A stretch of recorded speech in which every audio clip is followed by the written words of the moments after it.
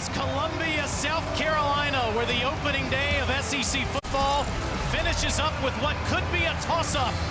The number 16 Tennessee Volunteers versus the South Carolina Gamecocks on SEC Saturday night.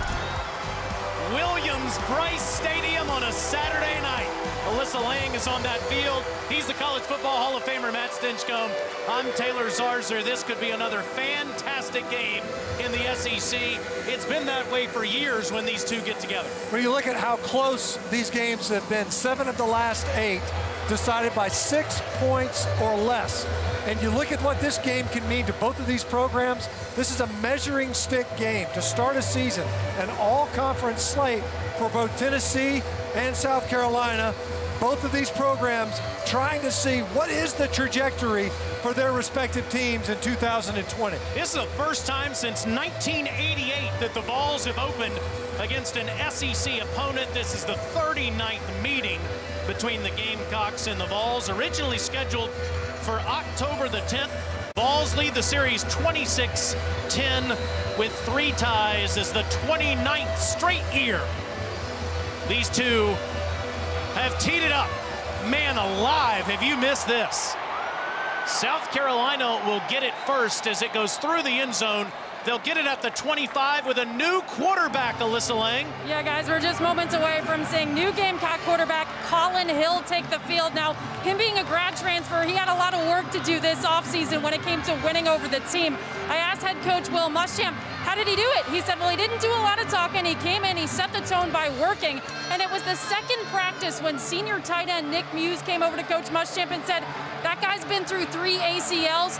What a competitor. Not only his history, but the way he came in and put in the work for this Gamecock program right off the bat, won his offense over real quick, guys. It's just crazy, the twists and turns of life. 85 miles from home, and Collin Hill wearing a Gamecocks jersey throws across the middle. It's incomplete for Shi Smith on a slant route. It's 2nd and 10. Well, for him to come all the way here to be with his former head coach, offensive coordinator, and play caller now at South Carolina, Mike Bobo. And what got him onto the field to get this start was his familiarity with an offense that desperately needs to reestablish its confidence in ability to not only move the football, but put points on the board. Harris in the backfield with him. Kevin Harris to his right. Fakes to him and across the middle. This time it's wide open. The middle of the field up to the 45, and it's Shi Smith. If it doesn't work once, try again. First down, Gamecocks. With Shi Smith, as you see him come up, he's a little bit banged up after that first reception, but he is their playmaker, at least from a known commodity standpoint. South Carolina needs other guys to emerge, but when you look at the talent that left the Gamecock offense, Shi Smith is the known guy on the outside and already 2 targets. Yeah, 118th career catch Stinch. Brian Edwards, who had such a great 4-year career, graduated. Kevin Harris on the first carry for the Gamecocks gets up near midfield, be marked down at the 48-yard line. He's the sophomore from Hinesville, Georgia. They're missing Marshawn Lloyd, the true freshman who was expected to maybe start, tore his ACL in August. So kind of a by committee backfield between Deshaun Fenwick, Kevin Harris, and Zaquandre White. For Mike Bobo, the new offensive coordinator, we'll talk a lot about him tonight. 2nd and 7 for Hill at his own 48. Wants to throw out of the backfield, and it's caught past midfield, past the 45, and Harris is marked down in Tennessee territory at the 43. Easy pitch and catch for Collin Hill.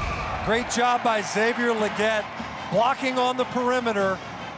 Ends up being like what we've seen so much, long handoffs. They'll take them. And Kevin Harris, a season ago, didn't have a ton of receptions, but that's something that is a hallmark of Mike Bobo's offense. The ball carriers have to be good receivers out of the backfield. That's a pickup of 9 for Harris. Now Hill from the 43. That's deflected at the line of scrimmage. A Volunteer gets a hand on it. It'll be 2nd down and 10. Great job that time by Matthew Butler getting his hands up. And this is something that we're going to talk about all night long for Tennessee. Obviously, offensively, established the line of scrimmage, but eye discipline for their defense. Play action passes off of the run, something that can make South Carolina very dangerous. Offensively for South Carolina, they have to establish confidence and control the tempo of the game, something they did not do all of 2019. 2nd and 10, Shi Smith with the catch back in the game.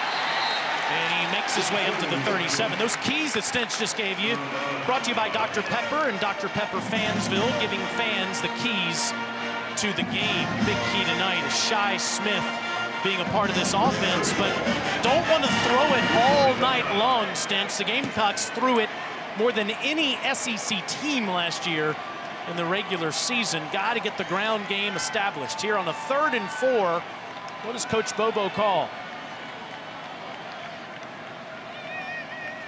The Vols 37. Hill stands tall, another strike inside the 20. And it's a first down. Shi Smith already with 3 catches. It was Shi Smith last year that set the tone for South Carolina's offense. Took the first play to the house. Just a simple slant. You see him right now working out of the slot. We talked about the weaponry that South Carolina lost. Shi Smith already making his presence felt on this opening possession. And right now, the Tennessee defense very much on their heels with the South Carolina passing game clicking. In the red zone now, and it's Harris. And Harris gets near the 11 with some hard running. This was a big bugaboo for the Gamecocks last year. They only scored touchdowns 49% of the time when they were inside the 20. And something that you want to be able to be multiple. You don't want to be married to just the passing game. In the red zone, a condensed field.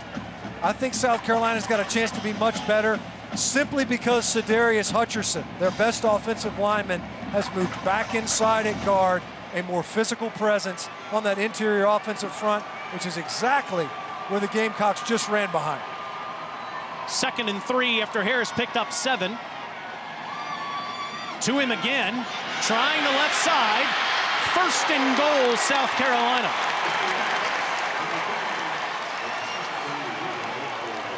That time, DeAndre Johnson for Tennessee just loses contain. You can't allow that, especially on the outside as an edge player. Great job by South Carolina, capturing the edge and allowing Kevin Harris to get downhill towards the line of scrimmage on that perimeter run. Here comes the 10th play of the drive, just 4 minutes in Colin Hill's debut as a Gamecock quarterback. Harris straight ahead, and he'll get maybe half a yard, but great interior push there. Bryce Thompson, cornerback, came up to help make that tackle. We're talking with the Tennessee coaching staff. They mentioned how limited they were in practice. They had 25 potential practices in 40 days, only got 21 in. And you have to know that, especially defensively, early on, and we've seen this across college football, tackling, preparation, it's difficult on that side of the ball to prepare. You're facing a new play caller, albeit a familiar one, in Mike Bobo, and what a great opening drive so far for South Carolina.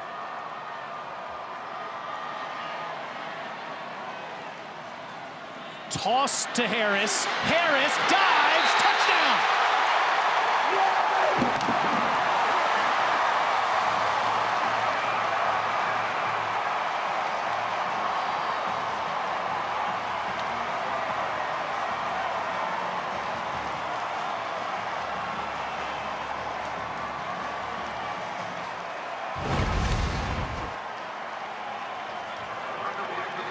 Great effort right at the pylon. Once again, able to get outside. That time Kevin Harris had to do more of the work himself. Wasn't quite as clean on the perimeter, but was able to get downhill and into the end zone. We talk about confidence and control offensively. We just saw it personified in that drive. Parker White makes it 7-0. What a debut drive for Colin Hill, Kevin Harris, and offensive coordinator Mike Bobo. This football program didn't score a touchdown in its last 2 games. First possession of the season, Kevin Harris to the end zone. Touchdown, Carolina.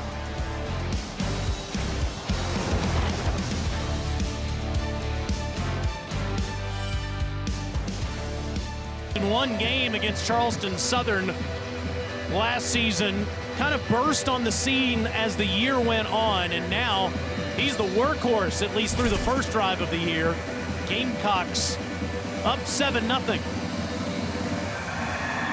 Jeter will kick it deep to Bryce Thompson, and Jarrett Garantano said more ups and downs than the Dutton family on Yellowstone will take the field for the Tennessee Vols here as they come out to the 25-yard line. This guy has played in 34 games with 25 starts, came off the bench in 3 of the current 6 games that Tennessee has won in a row. It was quite a high-wire act for Jarrett Garantano a season ago, and for the coaching staff, having to manage where he was middling. From a confidence standpoint, they are insistent that he is the leader and the quarterback that they need right now in Tennessee.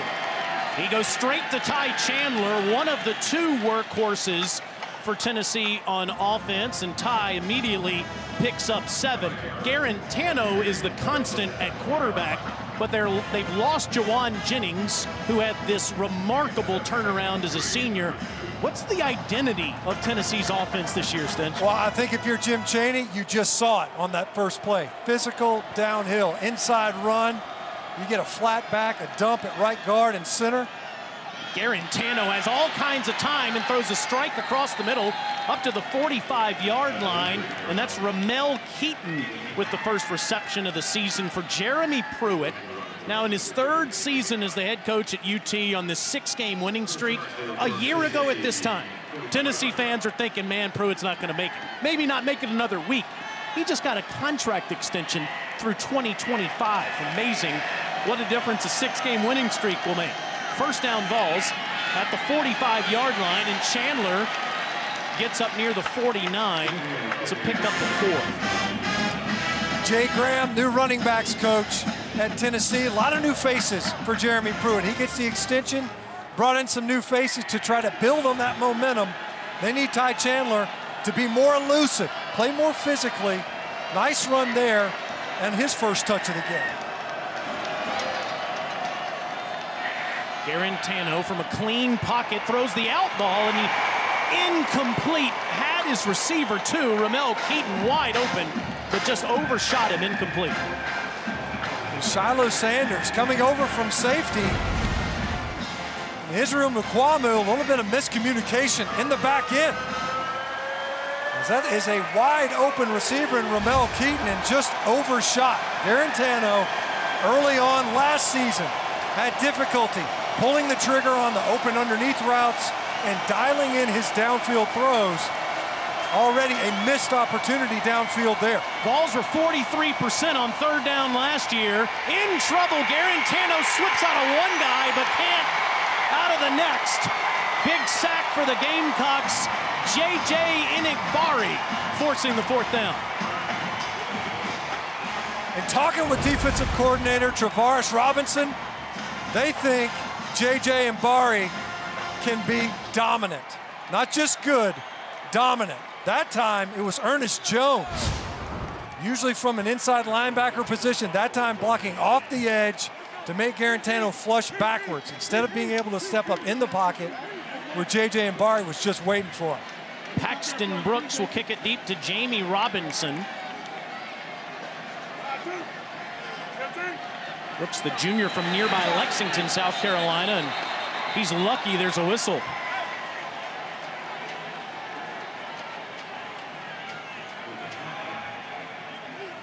Tonight's referee is Ken Williamson.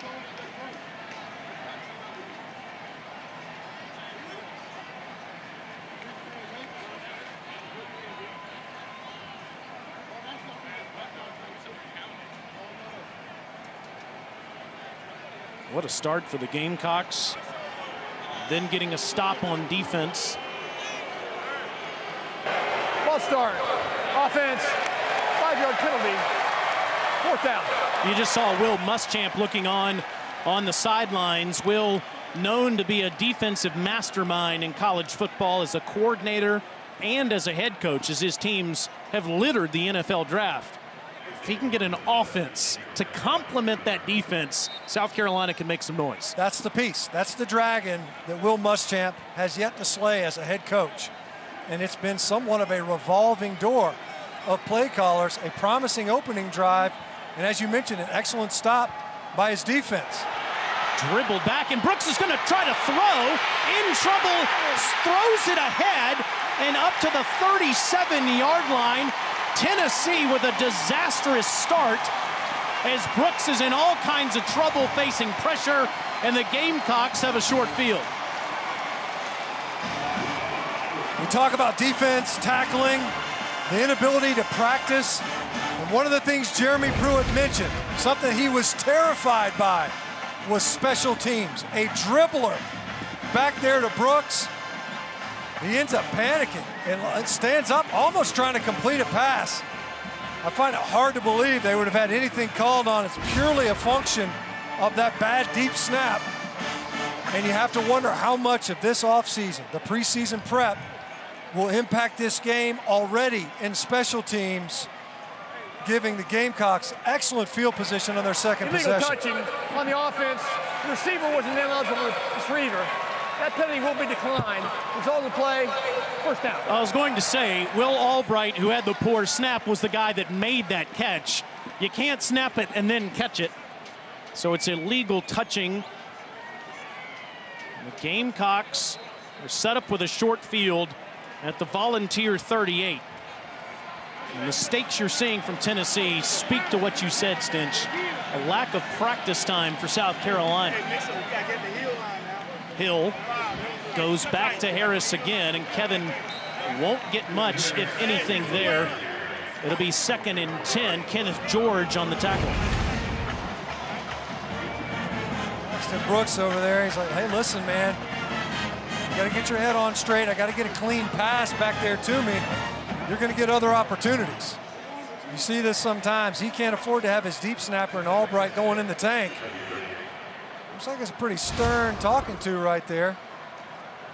But also just trying to encourage. There's going to be other punts in this game, especially if the Carolina defense is able to bow its neck the way it did versus that opening possession for Tennessee. Play clock running down, and Colin Hill is going to burn South Carolina's first timeout. Timeout, South Carolina. First timeout of the half. Heck of a start for the guy from South Carolina, for Will Muschamp and the Gamecocks.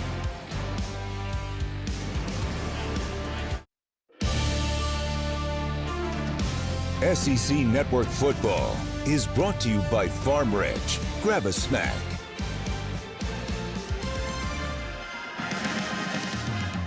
That is one expensive bird right there. Look at that brand new Gamecock statue outside of Williams-Brice Stadium. Stinch looked even scared of it when we came in earlier That's today. an intimidating piece of poultry, man. Gamecocks are going to be intimidating, Stinch, if Will Muschamp can get this offense going. You see his head coaching resume there, 26-25 here with the Gamecocks in his 5th season.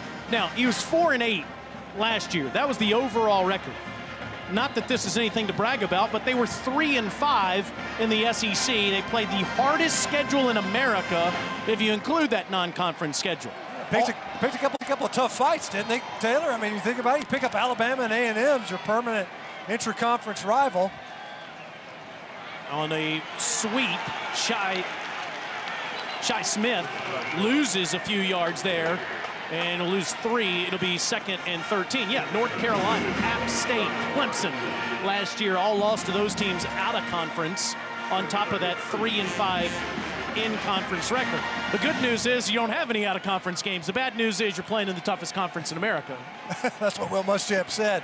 They asked him, should I have an asterisk next to this season? He said, yeah, might be one of the best conference teams to ever come out of the SEC, play an all-conference slate like this. After that great open field tackle by Alontae Taylor, Gamecocks are behind schedule. Empty backfield for Hill, who's flushed out, rolls out, throws, and it's incomplete.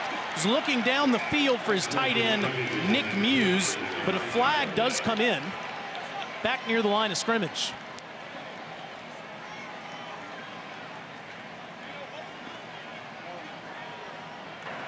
Holding on the offense, number 54. That penalty will be declined. 4th down. That's Javon Gwynn, a redshirt sophomore from Charlotte. Hill flushing out of the pocket, though, and running around shows he's confident in that left knee, which he's torn 3 times. He actually looked pretty good moving right there. But he was the first to admit, look, I'm not a mobile quarterback. He's a pocket player, knows how to get him into and out of the right looks and play calls. That time, a great job by the Tennessee defense to handle a relatively quick change off the special teams mishap.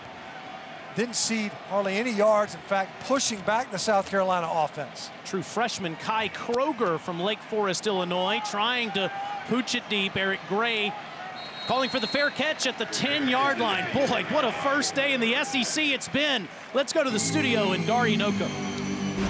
Yeah, you know, Taylor, it seems like no highly ranked team is safe, right? Except Alabama, it would appear. Early going in Como, it is all tied. Jalen Waddle down to the 1. Najee Harris ran it in from there. It's 21-0. They're just underway in the second quarter, guys. Now that's to be expected, Dar, with the way Alabama has been humming along, and Missouri is in rebuild mode at the moment. But how about what Mississippi State did to the national champion LSU Tigers? Mike Leach makes his debut, winning 44-34 in Baton Rouge today.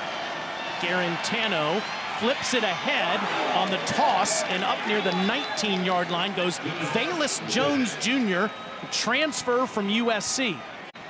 Speedster. That's a good way to get him a touch early on.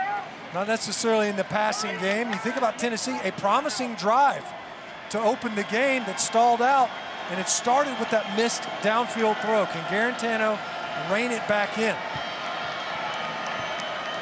It is a 10-yard pickup, and it is a pass to Velus for 10 yards and a first down. Garantano throws a traditional pass this time, and it's caught by Keaton, and Keaton turns and moves ahead for 7 yards. What do you make of LSU giving up over 600 passing yards today? Well, you think their star defender, Derek Stingley, they expected to have him available, was hospitalized overnight, but they're national champions. The program is, a lot of those guys, they weren't out on the football field. Only 5 returning starters without Stingley, only 4 in the matchup today versus Mississippi State. 2nd and 3 on an inside handoff to Gray, and Gray is tackled short of the line to gain. It'll be 3rd and short after a pickup of 1.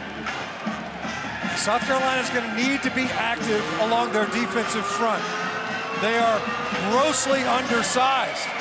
Really not a 300-pounder amongst the starting front. Now, right now, they got big Zach Pickens in there, who's right at 300 pounds on this 3rd and short.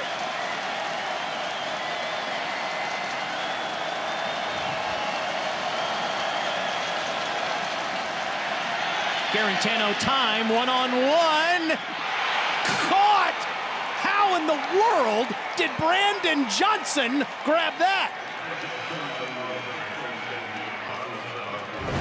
What an effort by Brandon Johnson. 3rd and short, you take a shot. Man-to-man versus the safety of Jamie Robinson. What concentration. Garantano going quickly, sideline throw, and that's caught, and it's Josh Palmer, who's out of bounds, shy of the 30-yard line, up near the 32. How about going to a guy that hasn't played, only played in a couple games, took a redshirt season last year for the 5th-year senior from Fort Lauderdale, Florida. His dad was a World Series winning catcher for the Florida Marlins. I don't know if he ever made a scoop like that in the dirt. Yeah, especially with that size glove, right? Looked like he was maybe playing with his old man's mitt. After a pickup of 9, this a little flea flicker, trickeration, has to dump it off underneath. What a wise move. Eric Gray inside the 15, inside the 5, and he's down just shy of the goal line at the 1. How about the way that Garantano improvised there when nothing was open and the play was breaking down? You almost feel like a year ago he tries to hang one up and see if he can force it. Instead, checks it down to Gray, who gets it right on the doorstep. They're going to go quickly. Garantano over the top. Touchdown, Tennessee.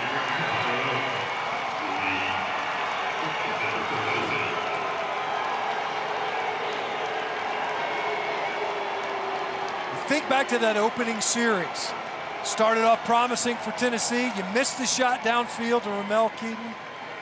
They end up getting stopped, a negative yardage play, a special team snafu. The defense of Tennessee getting the ball back quickly, not giving up any field position, and then the Tennessee offense picking up right where they left off, a couple of explosives.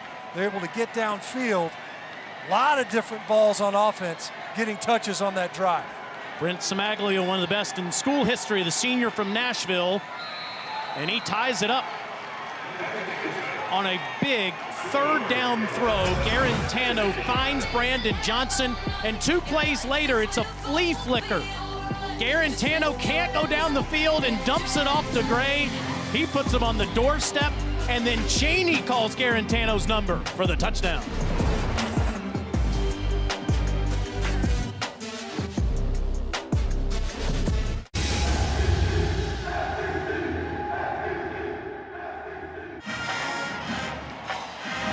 Garantano, through all the ups and downs, has been so accurate. He's found he's 6 of 7 to start the game to 5 different wide receivers, and then he dove over the pile for the touchdown. And maybe you caught what I said there at the end. Of course, he called his own number the last time Tennessee lost to Alabama. This time, Jim Chaney calls his number, and Garantano ties it up. Before that, let's take a look at the 5-star play of the game, brought to you by Yellowwood. What a catch by Brandon Johnson.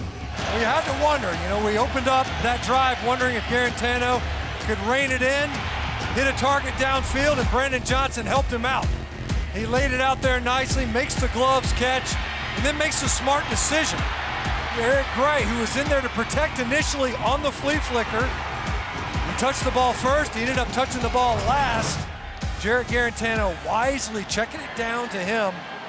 It was like a flea flicker screen pass in effect, and it worked beautifully. Back to the ground go the Gamecocks. Kevin Harris is the only tailback we've seen so far, and that is the 7th carry for Kevin. Gets a couple of yards.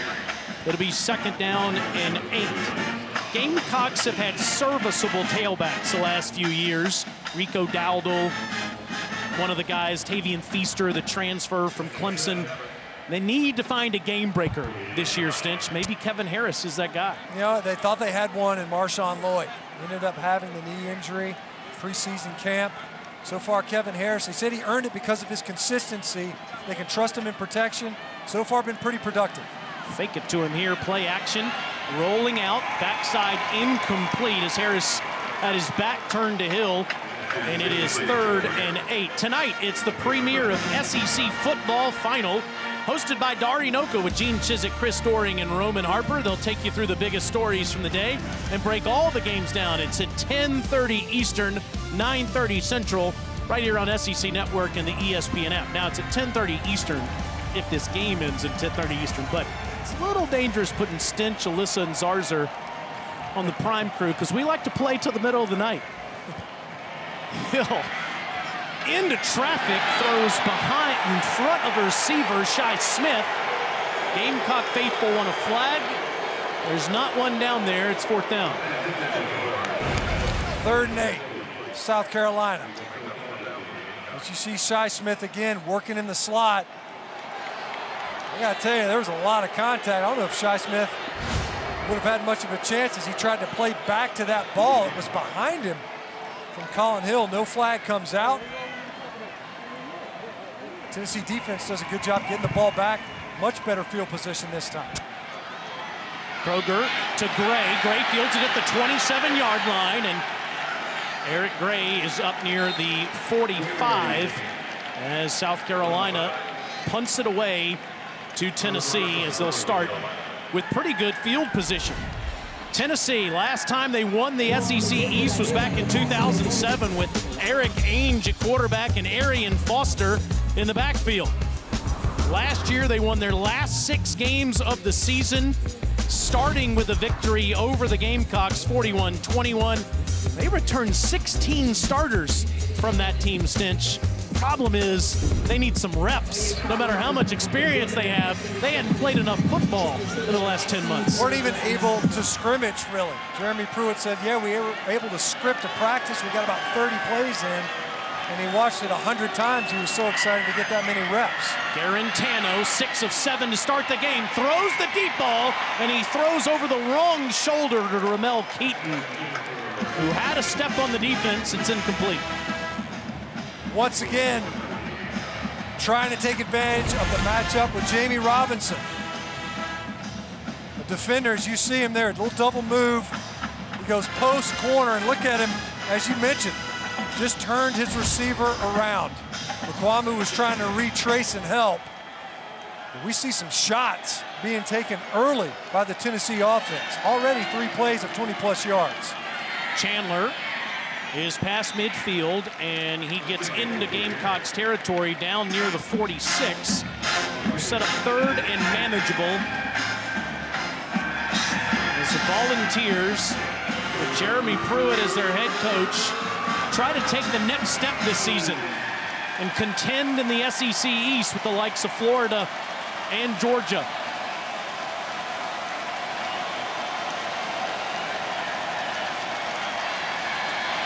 All kinds of time, but a wild throw by Garantano. It's 4th down, looking for Keaton again.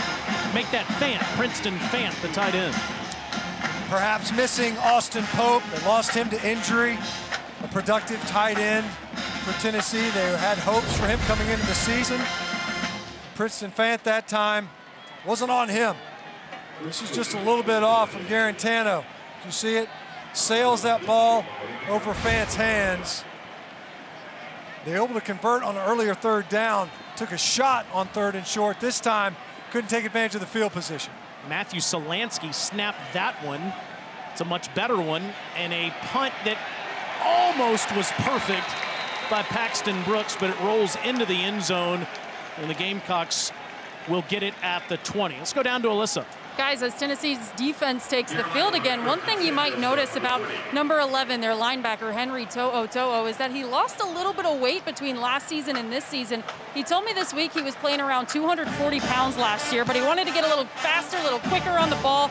So he trained 2-3 times a day with dad. Mom was cooking some healthy meals throughout the offseason. Now he's coming in around 225. He says he feels stronger, he can move a lot faster, and of course, he's that quarterback of the Tennessee defense, so you like to see that. Yeah, Alyssa, he's a guy that should be one of the best linebackers in the conference, and immediately one of his buddies hog ties the tailback Zaquandre White to the ground as To'o helped in the backfield there. It's 2nd and long. Yeah, it was Tyler Bear, and true freshman did a great job muscling his way into the backfield. And Zaquandre White is the home run hitter. They think he's a guy that can really bring a spark to this rushing attack. Only 20% of the rushing yards generated a year ago returned to the South Carolina roster. White, who started his career at Florida State, comes to South Carolina via JUCO, banged up a little bit in camp, was slowed by injury, but a guy that they want to get some touches.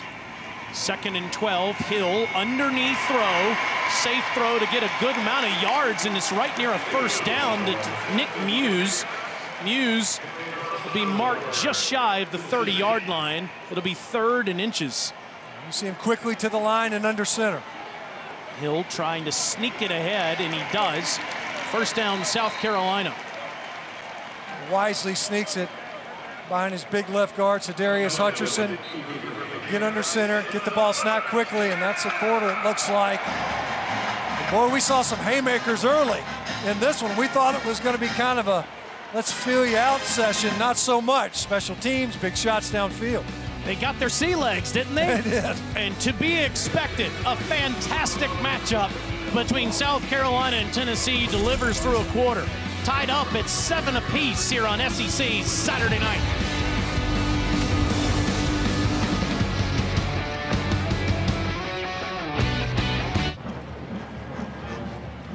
A couple of Colorado State Rams in the building tonight. Colin Hill, the graduate, and the former head coach at CSU, Mike Bobo, Stinch's old quarterback with the Dogs in the mid-90s, coming back to the SEC. 14 years as an assistant in Athens, 8 as an offensive coordinator. This guy's called a lot of plays in the Southeastern Conference. Start the second quarter. Colin Hill, 1st and 10, tries to dump it off, and it's batted down, and Hill looks like he caught it off the deflection, and that was a mistake. Lost 4 yards. And you could see it after he did it. It looked like he was saying, oh man, I got to bat that down. A little nervous in the service that time. The first screen pass, a traditional time anyway, not one of these now passes where you throw it out to a receiver quickly. And that's a hallmark of what Bobo likes to do as well. Something that's kind of standard, a staple in his offense. It looked like it had a chance. Good job by the defensive front getting their hands up and disrupting the passing lane. It's actually a minus 11 reception for Colin Hill off the batted ball. 2nd and 21, and they set up a little quick screen up to the 26 to get a few of those yards to Shi Smith. Now, Shi Smith's been targeted just about every single play. Got to get some other receivers in the action, right? Absolutely. You know, you think about it, it's backside of the backfield. It's been Shi Smith downfield. Obviously, Nick Hughes on the previous conversion. You go back to Shi Smith. Great job by Kevon Bennett of retracing underneath and making a quick tackle.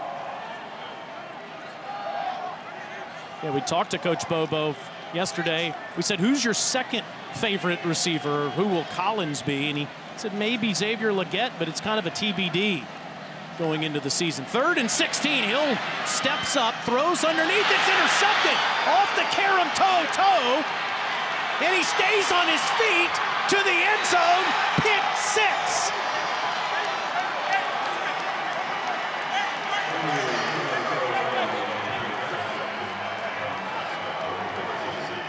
One of the best linebackers in the SEC gets his first career interception and takes it to the house. Well, it was the pressure. Forced Colin Hill up in the pocket. You see right there at left tackle. It's around on the edge, a little bit behind Shi Smith. You always hold your breath as an offense whenever the ball gets tipped up. Colin Hill tried to get over there, tried to make a play. Shi Smith was the one that tried to make the tackle. Colin Hill got blasted as well. What a play by Toe. You could see he was about 15 pounds lighter on that pick 6. Maybe he gets tackled on the 5 when he was at 240. Daniel Batuli graduating. Toe is the leader of this defense now, and they're just confirming upstairs that he stayed in bounds. Certainly looked like it from here. Rolling on the field with an interception and return for a touchdown. The previous play is under review. There's definitely a lot of traffic over there. When Shi Smith tried to walk down Toe before he got choke slammed. I mean, that was a nasty looking stiff arm. So already in this game, when you think about it, a near calamity for Tennessee on special teams and a huge play by the defense. Regardless, they get the ball back, even if right there. Yeah, it's that last step, Stinch, with the right foot, but I don't know how in the world from that angle you can make a change. All right, from this one.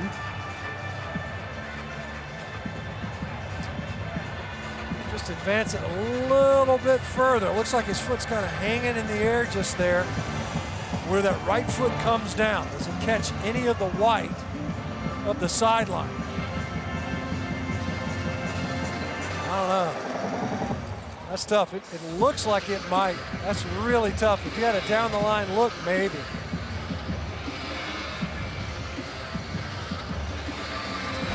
Hard to tell. Let's see what they say here upstairs is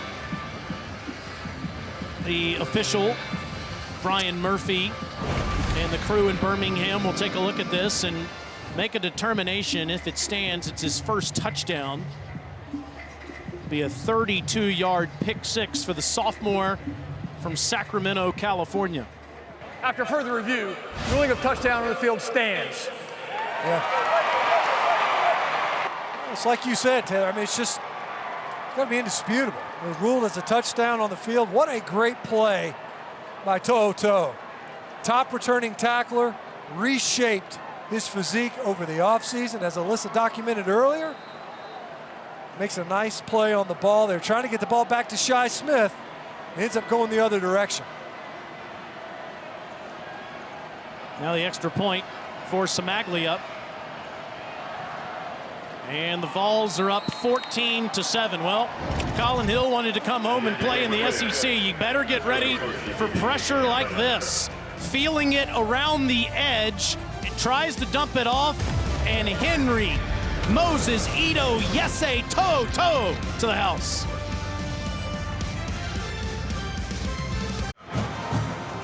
Welcome back to Columbia, South Carolina. Tennessee leading Carolina 14-7 after that Henry To'o pick six, guys. These two teams have played each other pretty close. 7 of the last 8 matchups decided by 6 points or less. And yeah, it's getting competitive out there on all sides of the ball, every single guy. It's some talking. There's some chippiness going on. There's some talking into each other's face masks. Stinch, I know you like that. Man alive, I have missed this. Let's take a look at Winning with Style, brought to you by Belk. When you look at this game and the way that it is ultimately unfolding, started out hot for South Carolina, but so far, what has swung the momentum in Tennessee's favor has been their defense. Defense slowing down South Carolina offensively, forcing a couple of 3-and-outs. And now a pick six. The Gamecocks offense have got to get it figured out. They opened the game with an authoritative drive, 11 plays for 75 yards, and nothing since. Yeah, really nothing since. Zaquandre White with the carry, the junior from Cape Coral, Florida. He's had some hamstring issues in camp. Started his career at Florida State. Was a linebacker for a while, and now is back at tailback. It's going to be interesting as this season continues with all the issues that all of us are facing, especially these football programs. If anybody's going to be asked to play both ways at some point, if you're a running back and you're a linebacker, due to depth problems, have to have at least 53 to play in an SEC game, and both teams have that tonight. Quick slant, there's Shi Smith. Worked well in the first drive, and Colin Hill with a first down strike up to the 46. You nailed it, Taylor. That's exactly right. That's where they were able to hit Shi Smith on their opening possession. Read it. Read that space defender. If he collapses, stab one in there to Shi Smith. It's obvious that they are going to be intent on getting number 13 touches. So far, 8 catches for number 13. 8 targets, yeah, so far. Like you're saying, they're just going to him on a play-by-play basis. 19-yard reception for Shi, the senior from Union, South Carolina. And this is Zaquandre White again, keeping those legs churning past midfield into Volunteer territory. See South Carolina committed to that ground game, staying with it, a lot of first down runs. That time able to pull a couple of linemen on the right side. Big Javon Gwynn able to get out in front. They're creating angles at the point of attack to try to get a clean entry for their running backs. Haven't seen that the past couple of series. 2nd and 4 after that 6-yard pickup.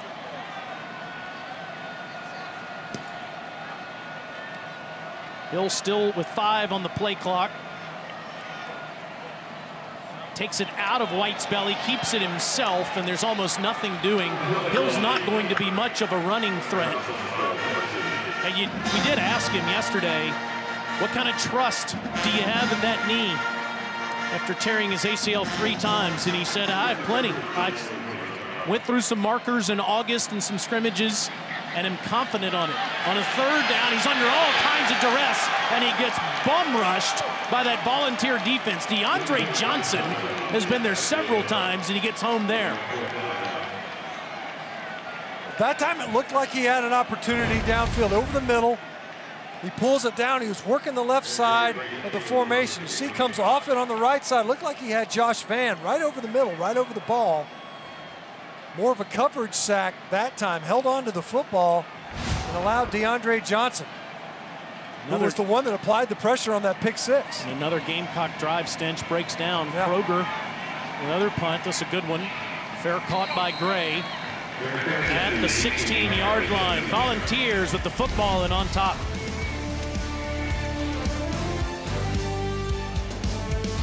I think the biggest thing for me is, during the protests that I had recently, I've had numerous amount of people come up to me saying, hey, man, what you said was great. It inspired me.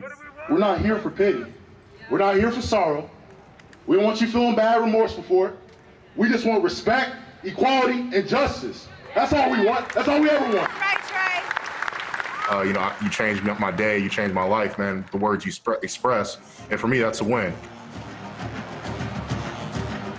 Guys, Trey Smith, one of those guys who's looked at as one of the leaders on this Tennessee team, and he's been that way for the last several seasons. I think he told us last year that he eventually would love a career in broadcasting, and you can just tell by the way he carries himself, not only on the field but off the field, that whatever he says it with a purpose, and he really has a way of getting guys to rally behind him. Pruitt's called him a leader, and every single one of his teammates say the same. He's a true hero as Eric Gray runs behind him up near the 20-yard line. He might be the best guard in all of college football, but he certainly is one of the more brilliant minds we've ever seen and had the pleasure of getting to know that's played college football. Yeah, he's so fun to be around and even more fun to watch play this game. But you can see that there's a lot more to this young man than just his prodigious football talent, and it is pretty extensive. He's been one of the best offensive linemen in the country. 2nd and 8. That's an underneath throw, and it's caught up at the 28-yard line, and that's Josh Palmer. It'll be 3rd and short. This goes both ways, though, for both teams who are fighting. All of us are fighting with this social justice at the moment. But J.C. Horn, we asked him about it, and he said football is an example of what society should look like. What a great quote. He said, we don't see black and white with the Gamecocks. We see a brotherhood. It's a first down throw to Palmer on that last play, and Gray is swallowed in the backfield. It'll be a loss of a couple at 2nd down.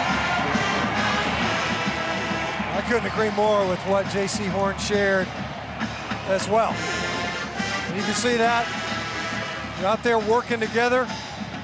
See Jordan Burch on the field now, a new member of that brotherhood at South Carolina. And Jamie Robinson, who's been picked on a little bit in coverage, who came up with that negative yardage play to knock the Tennessee offense off schedule. Burch, one of the highest touted recruits the Gamecocks have ever had. 2nd and 13.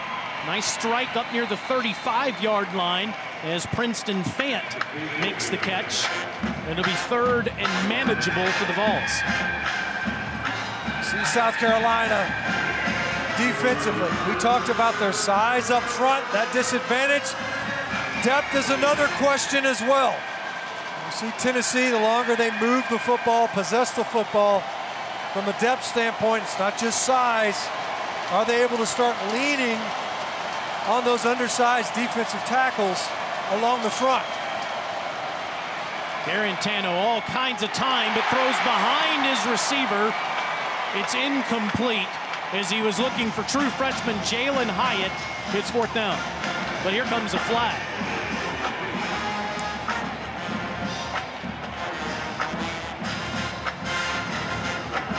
He's thrown very late.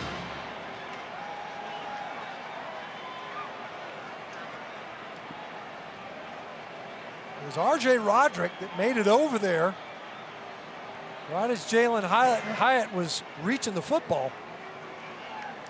But this flag thrown back towards where the pocket was in the line of scrimmage. After the play was over, unsportsmanlike conduct, defense number 52. 15-yard penalty from the succeeding spot, automatic first down. That's number 52's first unsportsmanlike conduct foul of the game. And just a devastating mistake by J.J. Enagbare. Those are the worst penalties. There's a reason why they call it a personal foul.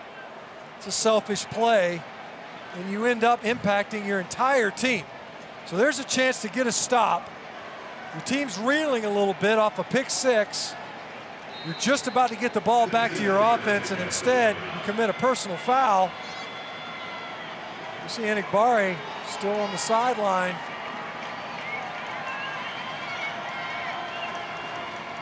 I bet he's going to hear about that from D-line coach Tracy Rocker. So, Tennessee in Gamecocks territory, just on the other side of the 50. Garantano throws near the sideline. This one caught. It's a short pickup by Palmer, the senior from Ontario, Canada. It'll be second down. That just takes all of the steam out of what South Carolina just achieved defensively. Well, you get the negative yardage play, you force them behind the down and distance, and then you let the offense out of the trap.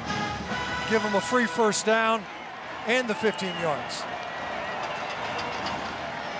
2nd and 6. Vols at the Gamecock 45 midway through this second quarter.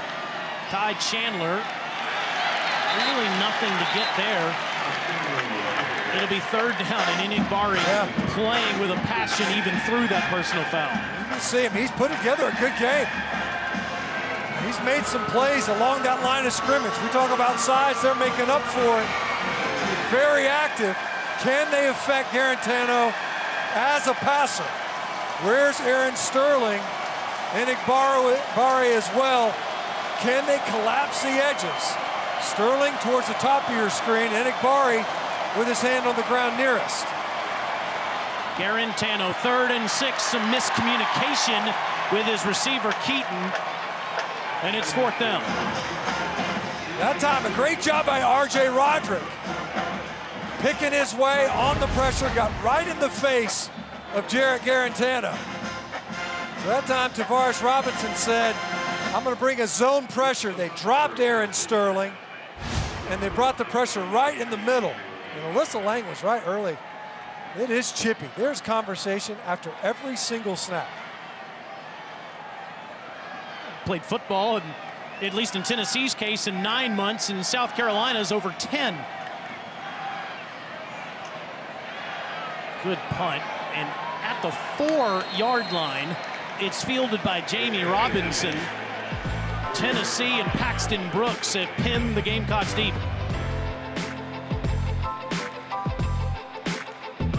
With all these new head coaches, one of those, Mike Leach, pulling off the upset in Baton Rouge earlier today, as the Gamecocks will start in the shadow of their own end zone. And Kevin Harris standing in his own end zone with Colin Hill under center on this 1st and 10. Gamecocks down 7 with the football. And Harris finds a little breathing room and gets up to the 9-yard line. So you have that upset with Mike Leach winning today. K-State knocks off Oklahoma. I got a feeling we're going to see plenty of that this year. Yeah, I think this is, it's probably not going to be the prettiest football you've ever seen in the world, but it might be the most interesting, that's for sure, because of the upsets, because of the potential for parity, where you've got some of these teams that might be more talented, but they might not be as ready when it comes to game time. So you might see some teams like a K-State that's already stubbed its toe this season rise up, knock off one of the college football playoff contenders in Oklahoma. Harris tries to bounce it out, but Volunteers are all over him. Those white with shirts with orange numbers flying to the football. Kenneth George part of the tackle, 3rd down. So far, I think Tennessee's done an excellent job slowing down South Carolina on the ground. They know that once that gets going, if they can get that going, it's a long night. And so far, the Tennessee defense has done a stellar job when you look at the way they have been able to adjust outside of that opening series. Now 3rd and 5. Hill tries to find a receiver, and it's caught by Muse up at the 14-yard line. Great effort by Nick Muse. Does he come up with this ball? Looks like he does. Well placed pitch and catch that time by Colin Hill. Nick Muse now with a couple of 1st down catches, able to extend this drive, and certainly for South Carolina, for field position only. But the other piece of it too is find a way to possess this football, allow your defense to catch its breath a bit. Hill in his debut for the Gamecocks, 85 yards throwing the football so far. Harris somehow got out of trouble there, made something out of nothing. It'll be second down. Kevin Harris has got a little bit more shape than I gave him credit. Thought he was more of just kind of a one-cut runner, physical guy trying to finish. That time able to make Tyler Barron miss in space. We saw that on his touchdown run as well. Able to kind of bring his own block, shake defenders in an open field. Pick up a 3 for the sophomore. Clock down to almost 4 minutes left in this first half. Hill stands tall and tries to throw it into traffic, and Alontae Taylor says no, sir. Third down. Colin Hill on the ground again. Kevon Bennett this time was able to get there late. He wins. Dylan Wanham at left tackle. He's had his hands full. And, you wondered about that Tennessee pass rush without Taylor. The second round pick to the Seahawks. One of the top sack men from a season ago for Tennessee off the edge. 3rd and 7. Gamecocks 3 of 7 on this down. Hill in trouble and has no place to go. Tennessee all over Colin Hill in the backfield there. Danico Slaughter, the true freshman, gets credit for that sack. That time, as you see Slaughter, number 18, comes right off the edge, cheated inside. At that time, they're just late adjusting up front. Had blockers, but just didn't respond quickly with Vershawn Lee, the freshman, at right tackle.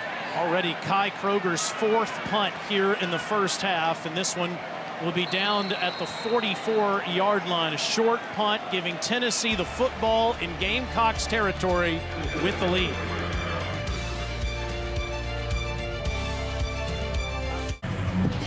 Dar, looks like it's Dodger season on your face right now after what happened to Boomer Sooner earlier today. K-State, shocking upset.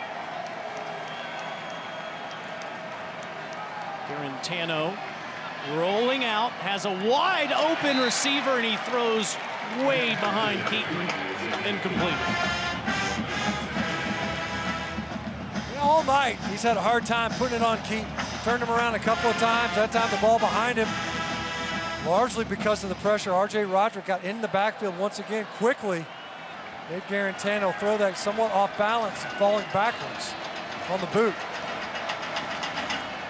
Gray in the backfield on a 2nd and 10 in this pistol set. And Eric tries the right side, and he'll get a few up near the 42. Saturday is here, and it's time to represent your school. Show us how big you're going today. Submit your best fan video this weekend to #ShowYourSaturday, and you might just get your 15 seconds of fan fame. Maybe Alyssa will put it on her new show on Saturday morning. That's right. Yeah, that's a good question. Out of Pocket made its debut this morning at 9:30. We had the fam all huddled up watching. 3rd and 6 for Tennessee from the Gamecock 42. South Carolina brings pressure. Last time they dropped the defensive end and brought pressure right up the middle. Now just 4. Garantano standing up, but now he's down. And the ball was jarred out for a second. J.J. Enigbari gets home with Aaron Sterling also applying some pressure. Tennessee has to punt. On the previous 3rd down, we wondered, where's Aaron Sterling? We've talked about J.J. Enigbari. That time, Garantano held on to the football. It collapsed. Both edge rushers getting to the passer of Tennessee. They've been able to affect him twice now. Past 2 3rd downs. That's been the difference. Last time on a zone blitz, this time just with their down 4 rushing off the edge. So another punt for Brooks.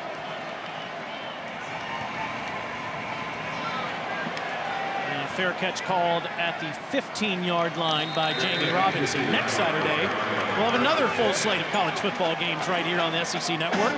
Mizzou and these Tennessee Volunteers will kick things off at noon Eastern time.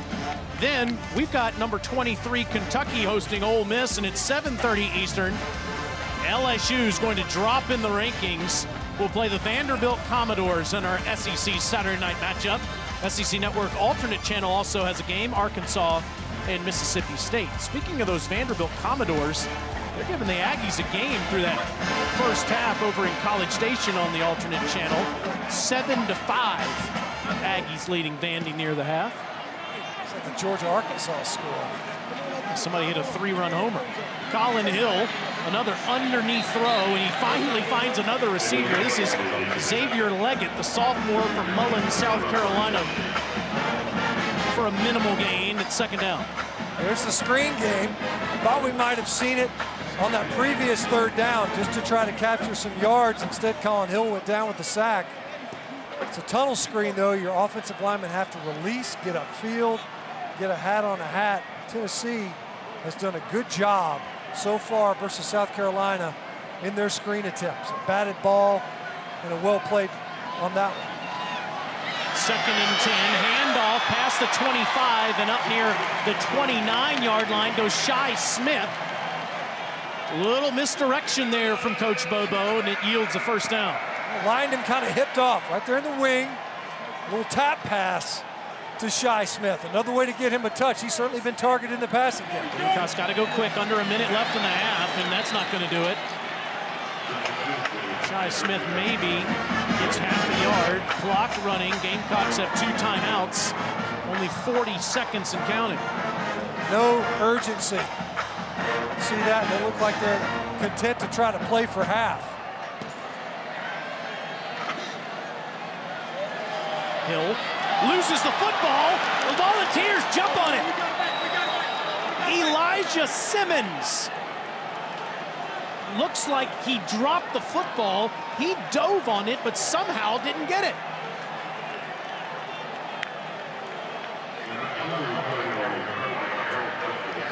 And they're just going to let the clock run out after dodging a disaster. It's DeAndre Johnson again, though. What a great job once again by DeAndre Johnson. They're probably playing for half anyway. South Carolina lucky to be able to just run out the clock and end this first half. Somehow Eric Douglas, the center, was able to get on that after Simmons could not corral it. And the Volunteers take a 14-7 lead into the break. Gamecocks score on their first drive, and then it was ugly after that. Let's go down to Alyssa. Hey, Coach, a lot of good pressure from your defense early on. Working through this interview. Coach, a lot of good pressure from your defense early on. What was working for you guys? Well, we didn't start the game the way we wanted to. You know, they had a great drive to start with, converted some third downs. But we have developed a little bit of pressure as the game has went. Got to create some turnovers and get off the field on third down. Really nice first possession for Jarrett Garantano. What do you have to do that again in the second half? I don't know what you said, but I think it's something about our offense. Offensively, we're not playing like we need to play. We need to be more physical, need to be aggressive, need to throw the ball down the field, and sustain blocks. You know, we had an error on special teams there. Luckily, we didn't give up a score there. Thank you, Coach. Thank you. Okay, Jeremy Pruitt at half, up 14-7. All of us facing challenges. These teams are too, but we're playing college football. That's what matters, and the Volunteers lead the Gamecocks 14-7. Dari, Coach Chiz, and CD have the halftime report for you coming up next.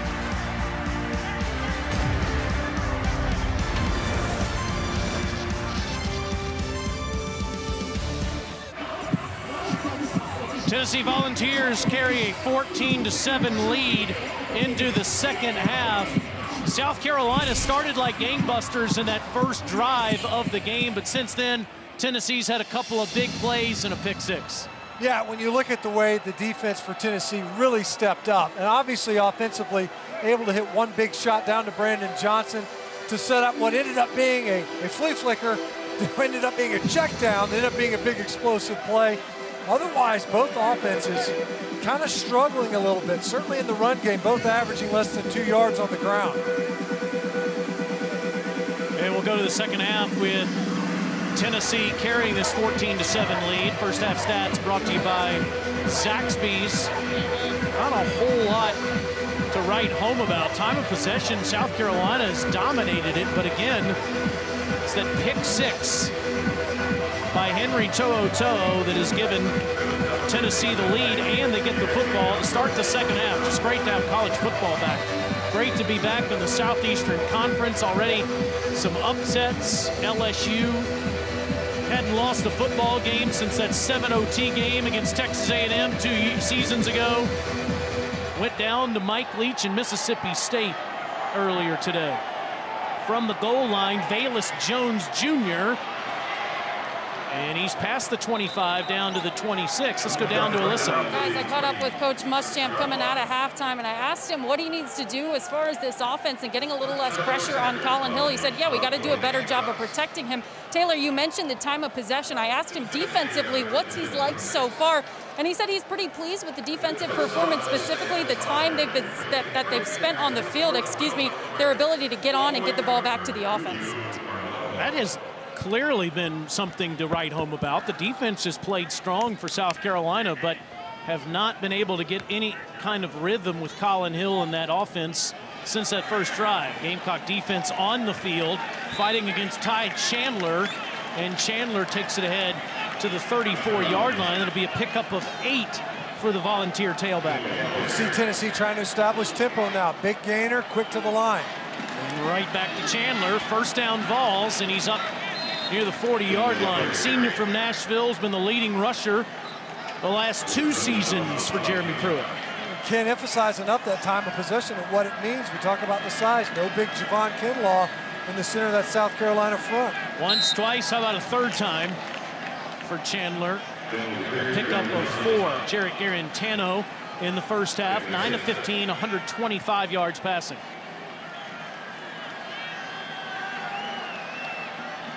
Second and 6 for the 5th-year senior from New Jersey.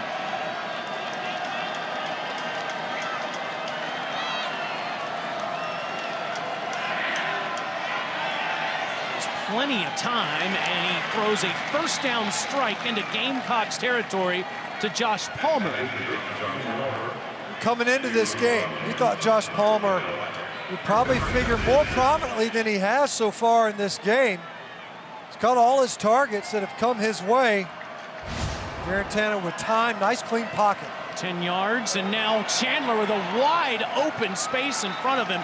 How about that push from the left side of the line? That's a first down run. Impressed with Ty Chandler so far this season. You see a late substitution there. Wanye Morris running in for Jameer Johnson, who limps off. That was a quick substitution. They must have seen him limping a little bit. Jameer feeling his right hamstring as Chandler fighting hard. Already his 5th carry on this drive. Gets down inside the 32. Helmet comes off for a Gamecock. Ernest Jones, the middle linebacker, will have to come out of play. Jameer Johnson trying to work through something on the sideline there. Looks like a lower body injury of some type, and they'd enjoyed success running behind the left side. It's Trey Smith's side, Johnson's side on that side of the offensive front. All kinds of time again. Guarantano flushed out. First down inside the 20. High steps it inside the 15, and it'll be marked out of bounds near the 12-yard line. It's kind of an underappreciated element of Guarantano's game.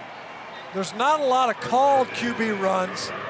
But watch Trey Smith go help Wanye Morris. Finish, and J.J. Enigbare, and Guarantano takes the hole. 20-yard pickup for him, and then Chandler, touchdown, Tennessee. Eric Gray with the touchdown, replacing Chandler, and Gray finishes off an impressive first drive for the Volunteers in the second half. Going into halftime, Coach Pruitt said we want some more explosives on offense. Need to be more physical up front. They did that on this drive. Most of it on the ground. Jarrett Garantano contributing. Ty Chandler doing most of the work. It was like Charlie Garner and James Littleman Stewart all over again for the Vols fans out there. Eric Gray gets to finish off the drive, gets the touchdown. Chandler got him down there. So Maglia finishes it off with another extra point. It was Chandler 5 times.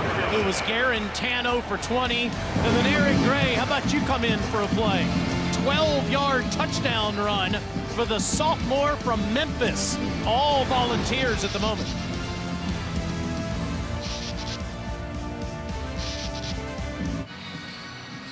This season, for every field goal and extra point made by participating universities, All-State will make a contribution to the university's general scholarship fund.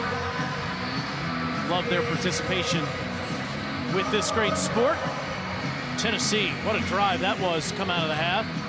21-7, Vols ranked 16th in the country with this current 6-game winning streak. Up 2 touchdowns on the Gamecocks. South Carolina will start at the 25. Where can Mike Bobo find some offense here? First drive of the game, Colin Hill and the Gamecocks gashed the balls all the way down the field since then. Nothing to write home about. Yeah, first down efficiency has got to get better. They've got to get some positive yards on first down to open things up on second. Try to avoid those thirds, obviously, but get the third manageable. You've got to open up those possessions and new sets of downs more effectively. And right now, that line of scrimmage, the best offensive line under Will Muschamp, has to assert itself much better here in the second half. Kevin Harris was the guy that started the game on a great drive. Zaquandre White in the backfield now. Hill tries the deep ball, and it's caught. What a catch made, bound by Xavier Leggett. And Leggett down near the 40-yard line, inside the 40, they'll mark it. Down near the, see, they'll spot it at the 33. What a grab. Well, you mentioned it in the first half. Who do they like at receiver other than Shi Smith? Leggett was the guy they brought up. He's got some length, did a great job of playing that ball in the air. A little bit underthrown. He fought through some of that hand fighting to come up with a huge reception. 42 yards on the catch. White following a fullback, yes, a fullback, down inside the 27-yard line. Welcome back to the 1990s. Adam Prentice, another transfer from Colorado State, the lead blocker there for White. That's right. Don't adjust your television sets. That's not an illegal formation. That's a fullback that's lined up in front of the ball carrier, and Adam Prentice, physical presence, and this is something the Gamecocks fans were used to when Marcus Lattimore and Patrick DeMarco were in the offensive backfield. On second down, White again tries some little misdirection, and it's not going to work.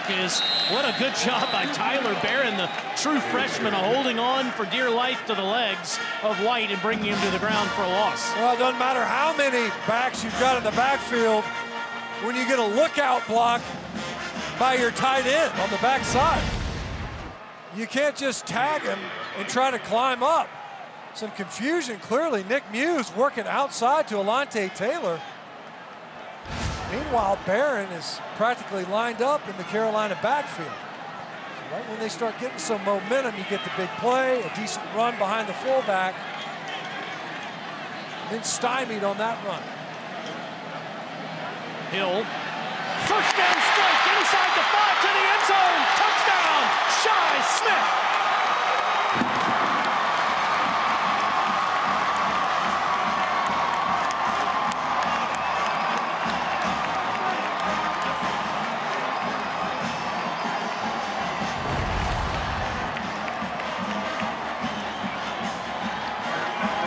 It's a matchup that Mike Bobo wanted. Working against Danico Slaughter, he got a pressure right before half, but versus Shi Smith, who has proven to be one of the more dangerous weapons in the slot, and it's 6 for South Carolina.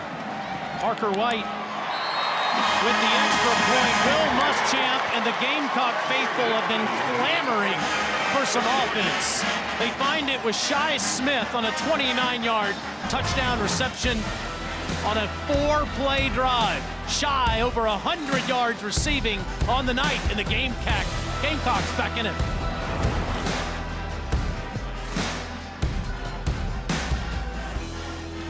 Squaring off on Monday night. We've seen some offense here. Mahomes and Lamar would be proud of the way these two have started the second half. And yeah, we're still dancing around here at Williams-Brice Stadium for some college football on a Saturday night. Velus Jones from the 3. This guy can fly past the 40 and out near the 43 for the product from Saraland, Alabama, by way of Southern California.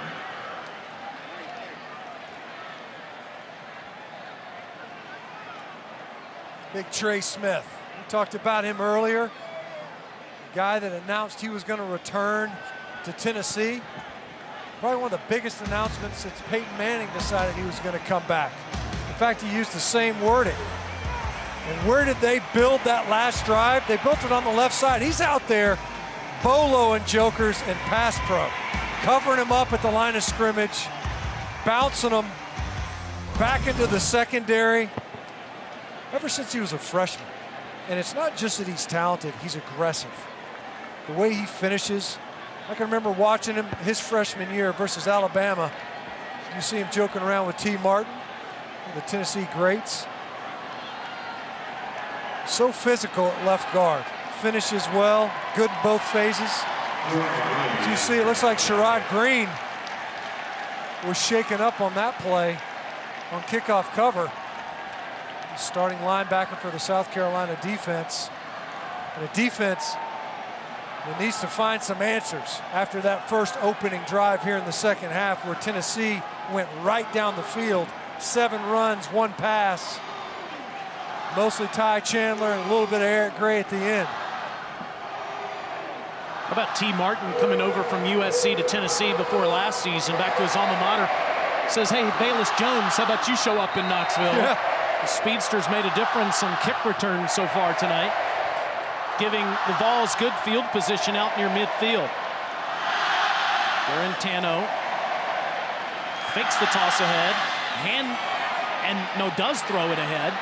And it's Velus Jones again, and he is out near midfield. T. Martin's from the Mobile area, like Jones is. They've known each other forever. Came all the way out to LA to play for the Trojans, and now transfers to Tennessee. Makes sense. See the country in the process. Yeah. Boomerang your way back over here to the East Coast. 6 yards on the play. Guarantano with a nice strike across the middle.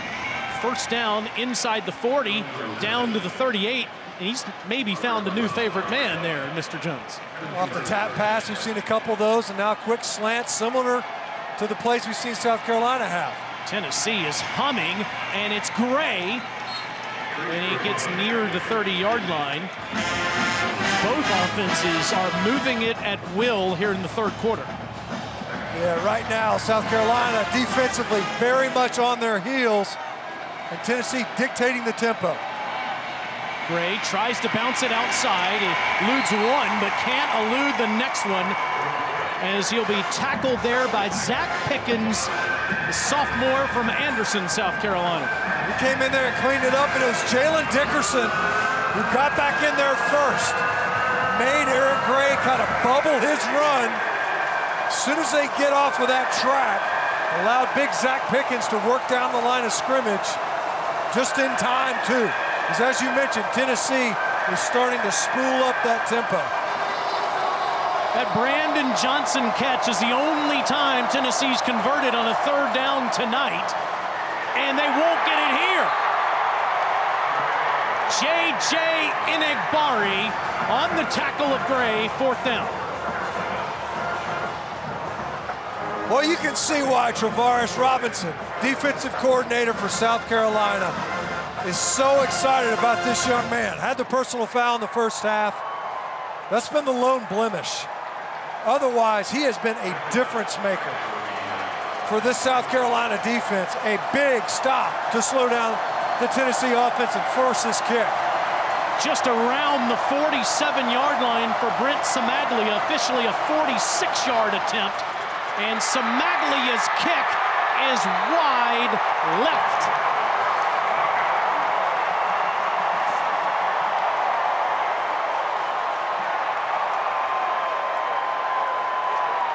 I wonder if Cimaglia, who's pretty automatic, he's hit some game winners in this series, may get another chance yet. Got a little pressure. South Carolina was able to slip somebody through. And Cimaglia pulls it left. South Carolina defense stands up.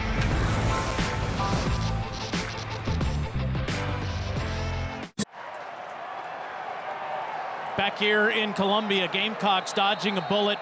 Almost got a blocked kick on the Cimaglia missed field goal. Have the football at their own 29. Colin Hill has all day to throw. Wants to throw the deep ball to Smith, and Shi Smith can't make the grab there in one-on-one coverage with Kenneth George. It's second down. And moving Shi Smith around, but you mentioned it. Gamecocks, watch J.J. Enigbari right in the middle of your screen, 52. He affected Cimaglia. He sees that color. He's got to, at the corner of his eye, that jersey flashing right in his field of vision. It has to impact the place kicker, especially one as consistent as Cimaglia. A huge play by Enigbari once again. Tennessee coming after Hill. They pick up the pressure, and that catch is made sitting down on a slide there by Nick Muse. It's a first down for the Gamecocks. The senior tight end from Belmont, North Carolina, has been hampered by injuries throughout his career at William & Mary and at South Carolina. Gives the Gamecocks a fresh set of downs. Sean Fenwick in the game. They fake it to him. Hill flushed out, and he throws it away. But impressive to see the wheels there from a guy that's had those 3 ACL injuries. You're not kidding. And you know what? Fearless. You mentioned it earlier. Is Colin Hill, is he worried at all about that knee? He doesn't play like it. He's got a big brace on his left knee. As you mentioned, 3 ACL injuries in his college career. Only played 3 games last year, injured versus Arkansas on a low hit, and he fought his way back. In fact, Nick Muse, who he's found a couple of times for conversions in this game, had marveled to Coach Muschamp. He's only come back from 1 ACL. He can't imagine coming back from 3. The toughness of number 15 stands out. And he throws again, and the laser into Tennessee territory. Muse spins down to the 37-yard line. Offensive coordinator Mike Bobo said he wanted to get a matchup on number 27, Quavaris Crouch. Last year, Crouch played a little bit of running back, rushed off the edge. This year, he's being asked to play inside linebacker, in coverage, confused, and Muse was wide open over the middle of that Tennessee defense, an area that South Carolina has been attacking with a lot of efficiency. 20 yards from Muse. He has 5 catches and 50 yards. And the handoff goes to Fenwick. Now the fake nails to Shi Smith on the other end. And a nice job of misdirecting everybody there. Faking to Fenwick, not even looking at Shi Smith. Nice play action fake, boots him out. So you get out of that pocket. The protection hasn't been great all night, but you're in the eye. So it's a heavy run look. And it's easier to leak Shi Smith out. Alontae Taylor with the shot, but not until Shi Smith got the first down. And another first down with Hill. And leading his receiver too far in front. It's incomplete. He was looking for Rico Powers, true freshman from Atlanta. That time Jeremy Banks was in the Carolina backfield, linebacker for Tennessee. Another converted running back. Got some carries, saw some offense under Jeremy Pruitt, has made that transition to linebacker. We talk about players having to play 2 ways. These guys making the transition from offense to defense somewhat permanently. Prentice, the fullback. Fenwick, the tailback. And Deshaun has no place to go. It'll be 3rd and long for South Carolina as Alontae Taylor has been all over the field for the Vols tonight. You can line up in these heavy run sets, but you got to get push up front. Really poorly blocked that time by South Carolina. The line of scrimmage just moved backwards. Nowhere to go with that football as the ball carrier with Deshaun Fenwick. A good job by Tennessee of moving the line of scrimmage. 3rd and 10 for the Gamecocks.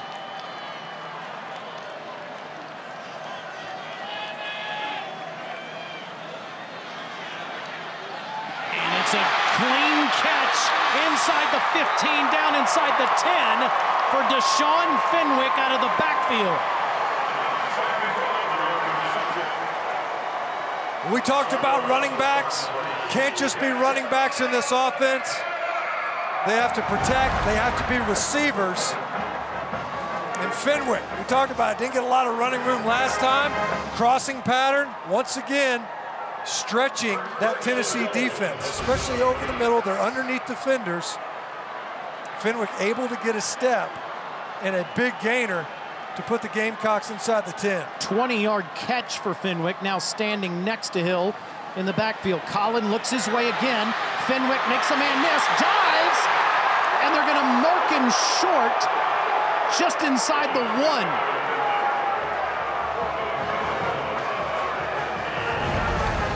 Check Fenwick's knee, as he definitely stretches this football towards the goal line. Great effort. South Carolina decided to go quickly, ran a Q sneak. Collin Hill. No ending. Now there's one. Touchdown, Gamecocks.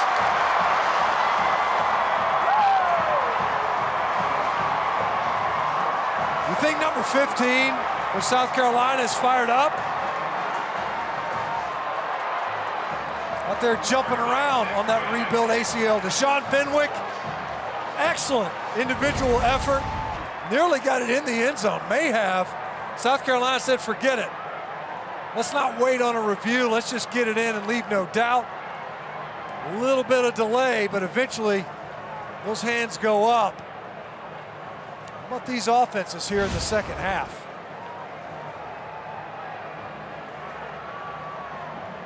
Well, they're going to look for confirmation up here.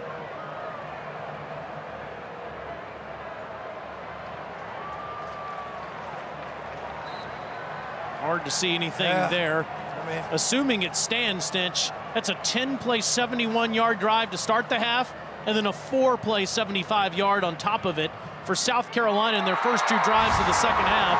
Parker White makes the extra point, and we've got a brand new ball game with 4:32 to go in the third quarter. Well, what was the story of the first half? Defense, mainly. We come out here in the second half, all of a sudden the offenses look unstoppable. Did a great job, both these play callers coming out. Obviously Tennessee establishing that ground game, South Carolina mixing it up. But they were able to attack the middle of the field. They got some matchups that they liked, a couple of matchups versus linebackers in coverage, and it's paid off big for the Carolina offense. Able to pick up some big gainers and then finally punch it in. Same end zone that they started off with in the first quarter. Next Saturday, we have another full slate of college football games right here on the SEC Network. It's Mizzou and these Tennessee Volunteers kicking things off at noon Eastern, 11 a.m. Central. Then Kentucky host Ole Miss. That's at 4. And at 7:30 Eastern, it's LSU, fresh off the loss to Mississippi State, against the Vanderbilt Commodores in our SEC Saturday night matchup. The SEC Network alternate channel also has a game, Arkansas and Mississippi State. We are loaded with conference matchups exclusively here all season long. It's a fan and a broadcaster's dream. That's right. For a conference-only slate. Coaches don't seem too thrilled about it. We're sitting there going, wow, man, this is a tough slate. And that last drive, J.J. Enagbari did a great job of making the pocket collapse, influencing this offense, negative yardage plays, forced the missed field goal. Can the Carolina defense get another stop, or does Tennessee pick up where they started this half? Garantano looking for some time, and he throws a good one out of the backfield. It's bobbled and caught by Ty Chandler, and Ty moves ahead to the 35-yard line. It's enough for a first down. Ty Chandler is having himself a night. Been very effective. Not eye-popping numbers, but has been very efficient out of the backfield for Tennessee. Fake the handoff to him. Garantano goes to Palmer, who turns and makes a man miss. He's into Gamecock territory and out of bounds up near the 45-yard line. Josh Palmer, just so strong. Spun right out of the would-be tackle of Cam Smith. Easy completion. It's the yards after the catch. They got a lot of that last year out of Jawan Jennings. 20-yard pickup for Palmer, back to the ground, and Ty Chandler gets near the 40-yard line. All of a sudden, both offenses moving the football at will. Tennessee didn't score on their second drive, but after missing a field goal, but they've been in Gamecock territory all 3 times they've had the football in this quarter. 2nd and 5 plus territory. Maybe a shot right here if you're Jim Chaney. Here it is. And it's a first down throw, as sitting down and catching that is Brandon Johnson. After that circus catch on their first scoring drive, Brandon Johnson kind of quiet. Hasn't been targeted. That time, though, able to move the sticks. Gray in, Chandler out. Garantano to the sideline, all kinds of traffic, and here comes the flag. Ramel Keaton got tangled up over there on the sideline with Cam Smith. I mean, he and Cam Smith, I mean, they were probably 6 yards off the field into the out of bounds. Watch this, Cam Smith and Ramel Keaton. And Cam Smith just throws him out of bounds. Defense number 9. 15-yard penalty for the previous spot. Automatic first down. It's an easy call. I mean, it's you stiff arm him off of the field and then throw him onto the ground. And Cam Smith couldn't make the open field tackle earlier on Josh Palmer. And that time called for the PI. Tennessee has it at the Gamecock 15-yard line in a tie game, approaching the end of the third quarter. Gray next to Garantano. Throws to the end zone, incomplete. Good coverage down there by Jamie Robinson on Velus Jones Jr. Well, we've seen Tennessee try to attack Jamie Robinson and had success in the first half. And both of them fighting for space on that football. Well defended that time by Jamie Robinson. That ball just a little too much distance on it from Garantano. Tennessee was terrible scoring touchdowns in the red zone last year, just 48% of the time. Garantano fakes it and keeps it down near the 10. It'll be third down from there. A couple of nice moves from Garantano. Looking a little Lamar Jackson-ish on that one with the stop and cut. But tonight, they've been much better, scoring touchdowns each of the 2 times they've been here. Can they make it a third time on this 3rd and 6? And you would never know that they have to social distance in this stadium with as loud as it is right now. Garantano strike across the middle, incomplete, throwing a laser beam that Brandon Johnson can't make the catch on. 4th down. It's too much heat on that one.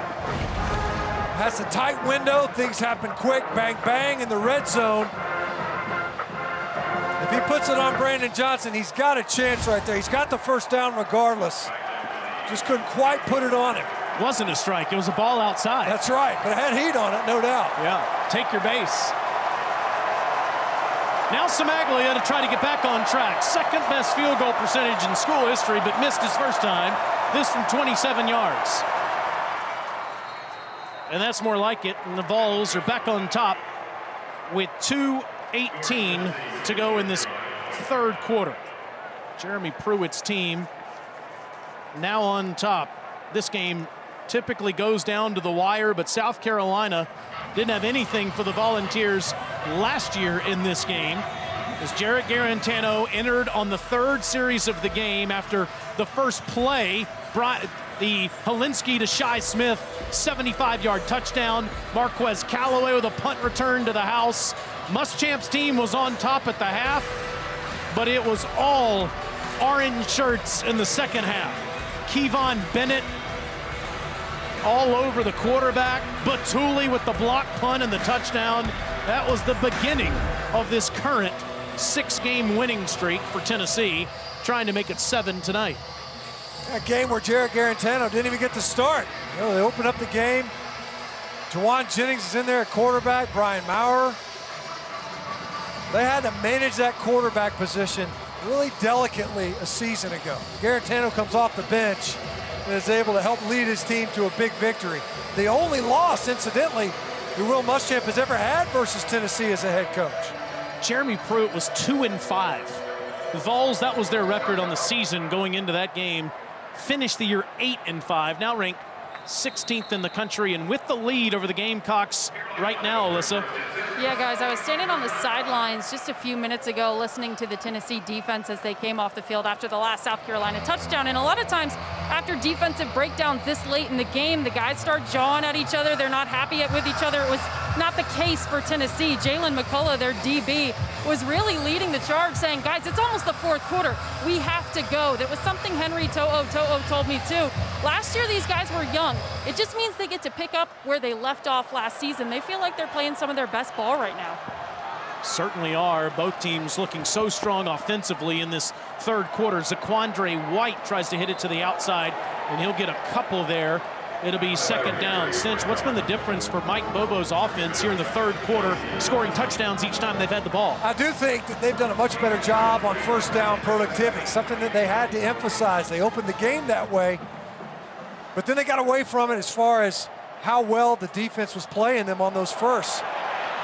White finds a little space and dives ahead near a first down marker. It'll be spotted just short. It'll be 3rd and 1.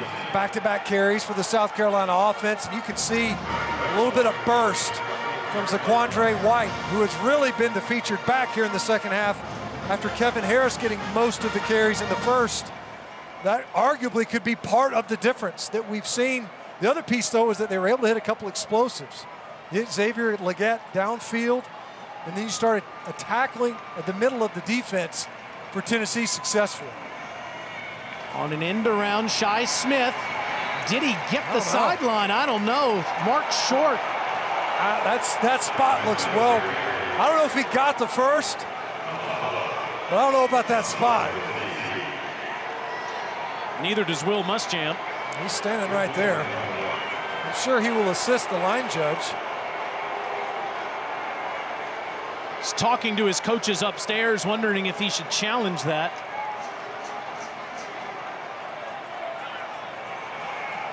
And clearly, after looking at a replay upstairs, the coaches say, nope, he didn't get it. So it's the right call on the sideline there. It's 4th down. And you know, Shi Smith, who's been huge for South Carolina tonight, but right there, you got to know where the marker is. Maybe lower your shoulder and try to muscle your way downfield. Good kick by Kroger with a flag down, and Eric Gray calls for a fair catch inside the 20.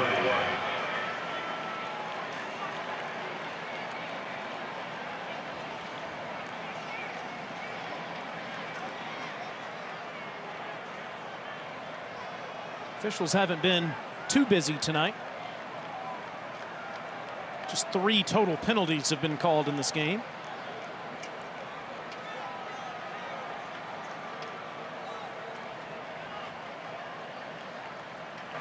Illegal substitution on the offense. Number 9 was still in the field of play when the ball was snapped, and that made more than 11 players. The penalty is 5 yards, and we're going to be forced from the end of the return, first down. Let's go back and look at where Shi Smith was out of bounds on this jet sweep on this 3rd and 1. Well, I'll tell you what, the fact that you're running a jet sweep. Tennessee has chosen to accept the 5-yard penalty at previous spot. It'll be 4th down.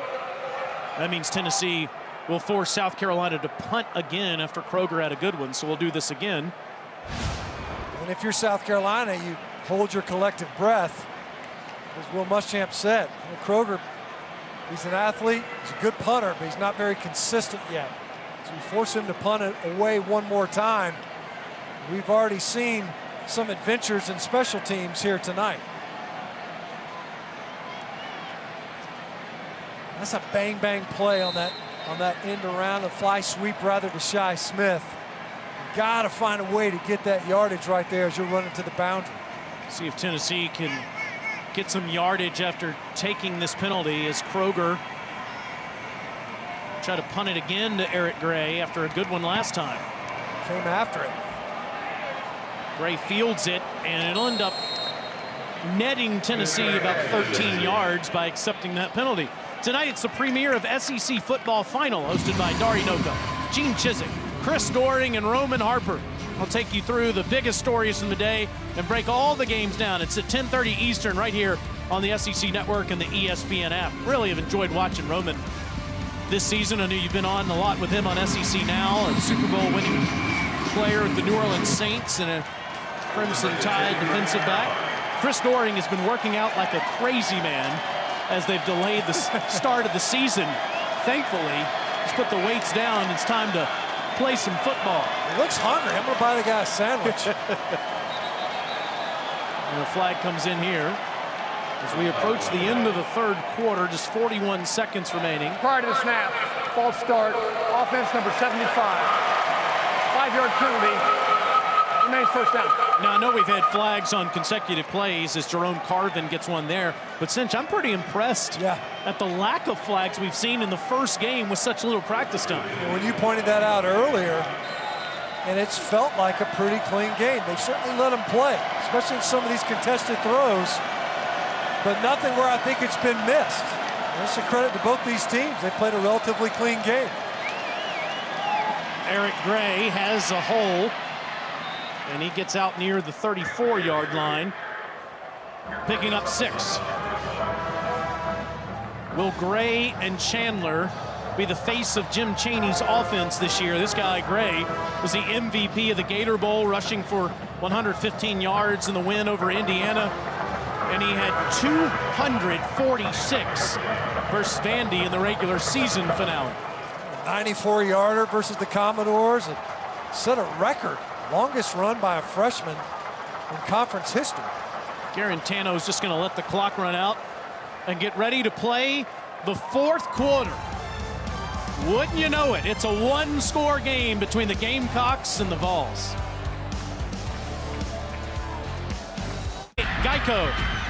Well, this tells a story. Tip pass to Shi Smith, who's been targeted, and Henry To'oTo'o takes it in. Pick 6. South Carolina answers in the third quarter. Another slant to Shi Smith in the slot. And then Samaglia, who was able to hammer a couple of game winners, able to get up there. Does a great job of splitting the uprights. Missed a field goal earlier in the third quarter. Was able to get UT back on top. 2nd and 9 for the Vols to start this final frame, just shy of their own 35-yard line. Jarrett Garantanos looks steady tonight. This time he throws too high over the head of Palmer. It'll be 3rd and 9. The South Carolina defense has not stopped Tennessee in the second half. The Vols just missed a field goal on the only drive they didn't score on. Here's the Gamecocks' chance to get off the field. Down 3 to these Volunteers. Only 2 down linemen. You see 4 potential rushers in the box. One's a big body. Look at Enigbari up at the top. Plenty of time, and it's a wide throw as he was looking for Johnson. 4th down. So South Carolina kind of went with one of those radar fronts, meaning you got to figure out where guys are going to end up. You had 2 down linemen who had already declared. They got their hands in the dirt. Then you got 2 guys kind of standing up. Enigbari did a great job. He folded right inside. The pressure is right in Garantano's face. Makes it hard on those downfield throws because he can't step into it. Paxton Brooks, 4th punt of the night. Jamie Robinson standing back there. Boy, it's a great one from Brooks. Yeah. Fair catch by Robinson, takes him all the way inside the 15-yard line. That'll be marked shy of the 15 at the 14-yard line. That is a 52-yard punt by Paxton Brooks. Next Saturday, it just keeps going and going. Mizzou and the Vols kick it off at noon Eastern. Then it's the Cats and the Rebels at 4. We'll call that one at 7:30. It's LSU and Vandy. LSU trying to bounce back after the loss today to Mississippi State. Speaking of the Bulldogs, home opener for Mike Leach against the Razorbacks on SEC Network alternate channel on Saturday night. Gamecocks and Colin Hill down 3 to start this final quarter, and a nice strike thrown up near the 30-yard line to who else? Shi Smith. Shi well over 120 yards receiving. That's 16 more. Pro set, high formation, play action. And it's an easy pitch and catch. Shi Smith, as you mentioned, working out of his comfort zone in the slot, able to pick up an easy opening first down on this possession. 140 yards receiving. Deshaun Fenwick to the ground, and he's past the 35 up to the 37-yard line. South Carolina went back to a scheme, kind of a full blocking scheme, right on the edge. You crash down your tackle and you pull your guard as a lead blocker. Fenwick again, patient running, and it's a first down near midfield. And a flag comes in on a late hit. Jeremy Banks, number 33 for Tennessee. He's clearly out of bounds. You don't need it. We saw this earlier in the Auburn game. Had a pick six negated. Just unnecessary play. Personal foul. Defense number 33. Late hit out of bounds. 15-yard penalty. Automatic first down. You're helping an offense that doesn't need help right now. You see it clearly late. Coming in there, Fenwick was at 2 feet already out of bounds. He's handled. You don't need it. We'll give him a free first down and a half after a big gainer. And now in plus territory. All the way down to the Volunteer 35-yard line. Harris inside the 30, down near the 22. Yep, they mark him down at the 22-yard line. I don't think he was down. I don't know. I wonder if he was down. It looked like it happened so quickly. Watch Harris try to spin out of this tackle. See Bryce Thompson coming up. He's not down. Oh, he's not. Oh, maybe right there. Sure enough. I was right for about a millisecond. Great job by the official on the field. It is a first down, 13 yards for Harris. And here's Kevin again. Inside the 15. And down near the 12-yard line. Boy, South Carolina's offensive line was not holding their own in the first half. They've done a much better job in the second half. Well, they made a change at right tackle. They pulled for Sean Lee. Now they've been able to kind of collapse that right side. They've done a great job of it. And that scoring, that stat you just saw on the screen, South Carolina dominated in the fourth quarter last year. 7 of the 8 SEC opponents they face outscored them in the final frame, including Tennessee, who whipped them. Hill, all kinds of time, and across the middle, incomplete to Shi Smith, who wants a flag but won't get it. Trying to force one in there that time. Lucky get this ball back. You see more of what Alyssa was talking about, a lot of jawing. There was some contact, there's no doubt. All night long, we've seen one PI, and it was a blatant PI.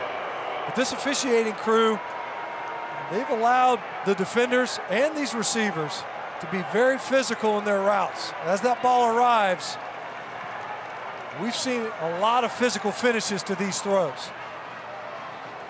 Smith goes in motion, and it's Harris hitting the hole, but tackled. Nice open field tackle by Kevon Bennett. Look at the athleticism. Biscuits boy is showing off. You got to get control of this now. I know chippiness is getting physical. Shi Smith in there mixing it up. You got to get him out of there. If you're a South Carolina Gamecock, you got to go in there and get your playmaker out of there. Last thing you need in the final stanza, you got a scoring opportunity, is for your playmaker to do something stupid. Not only cost you yards, but maybe get tossed. Great point. Of course, Biscuit would be Cornelius Bennett. Incredible linebacker from Alabama, watching his son play for the Vols. Here's a 3rd down play, 10 yards to go. No Shi Smith on the field. Hill in trouble, sacked. Just shy of the 20-yard line. DeAndre Johnson in there again. That time more of a coverage sack. Colin Hill knew he can't make a bad decision right here. Don't throw the ball under duress. It's a 3-point game. You see him with his eyes downfield. Doesn't like that first read. Looked like he wanted to hit something to the left side of the formation, if not a swing pass to the back out of the backfield. Eat the football and try to end the possession with a kick. Parker White to tie things up. This is a 35-yard attempt for the senior from Mount Pleasant, South Carolina. And he's done just that. On almost an annual basis, the Gamecocks and Vols go to the wire. Nothing different this year. Sandstorm on a Saturday night in South Carolina. Gamecocks and Volunteers tied up at 24 apiece. How good is it to have college football back in the Deep South?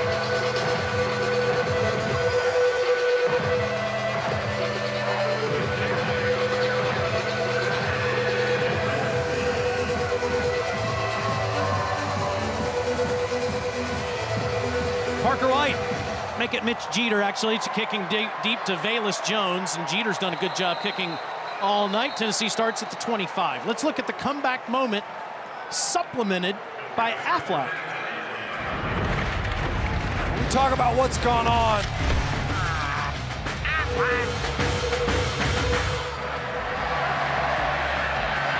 It's been the story of the second half.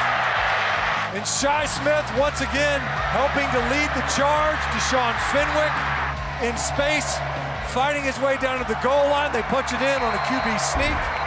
And then Parker White able to stripe one right down the middle to knot this game up. Ty Chandler is ahead, and he gets almost 8 yards. Alyssa, how good is it to be back on the sidelines of a tight game in the SEC? Man, it's indescribable. You guys know this. Everyone at home knows this. I mean, I still remember being in Nashville for the men's basketball tournament and getting sent home when the sports world and the entire world really stopped. So this is nice. I'm going to savor it.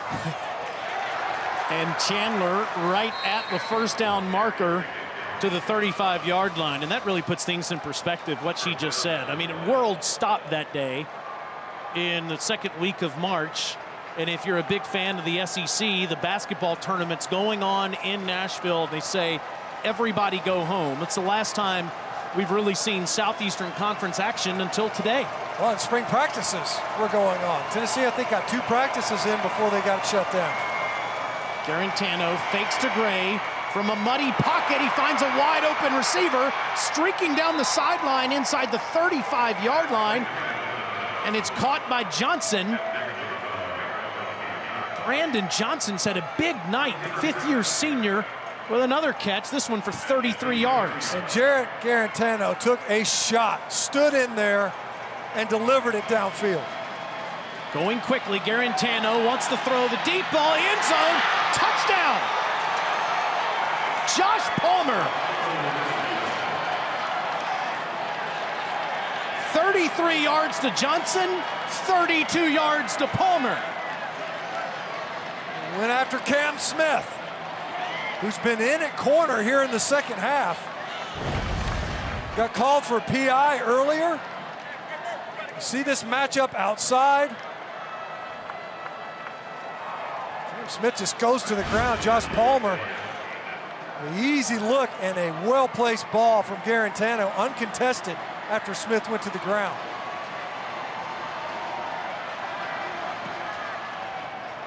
Well, one of the big questions coming into tonight is who's going to replace Jauan Jennings? Who will replace Marquez Callaway? Garantano's found some new faves.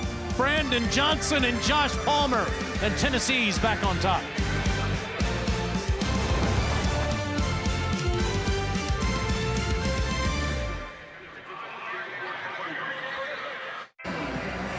What you're looking at is what should be the starting cornerback, and was tonight, Israel Mukuamu, number 24.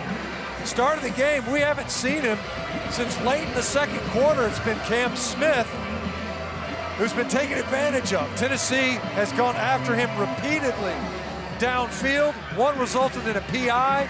They tried the corner route. It was a little bit overthrown earlier, and finally Garantano able to connect with Josh Palmer working against the freshman.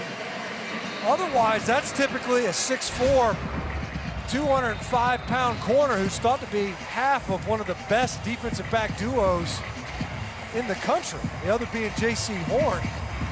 He has not been available here in the second half for South Carolina. He had those 3 picks against Georgia last year, but nowhere to be found at the moment. South Carolina gets it at the 25, Alyssa. Yeah, guys, as we look at this game, 9:35 left to go. It's a one-score game. Colin Hill taking the field. Stinch, you mentioned J.C. Horn. Well, he's gone against him in practice for the last 40 days or so he knows a little bit about Colin Hill. One of the first things he told us about him was his poise is so noticeable. He's got this confidence about him. Gamecock fans will certainly hope to see that now as we finish out this game. I can say on the sidelines, he just flips the hair, puts the helmet on, takes the field. Let's go. A little hair flip. There you go. Zaquandre White in the backfield with Hill, and a little dump off, and that is blown up. Blown up in the backfield by Bryce Thompson. Guy playing 20 minutes from home from Irmo, South Carolina for the Volunteers. I thought Bryce Thompson, he got such a good break on this. I thought for a second he might almost beat Zaquandre White to the ball, which is hard to do when you're throwing to a back right out of the backfield. Great read, great trigger by Bryce Thompson.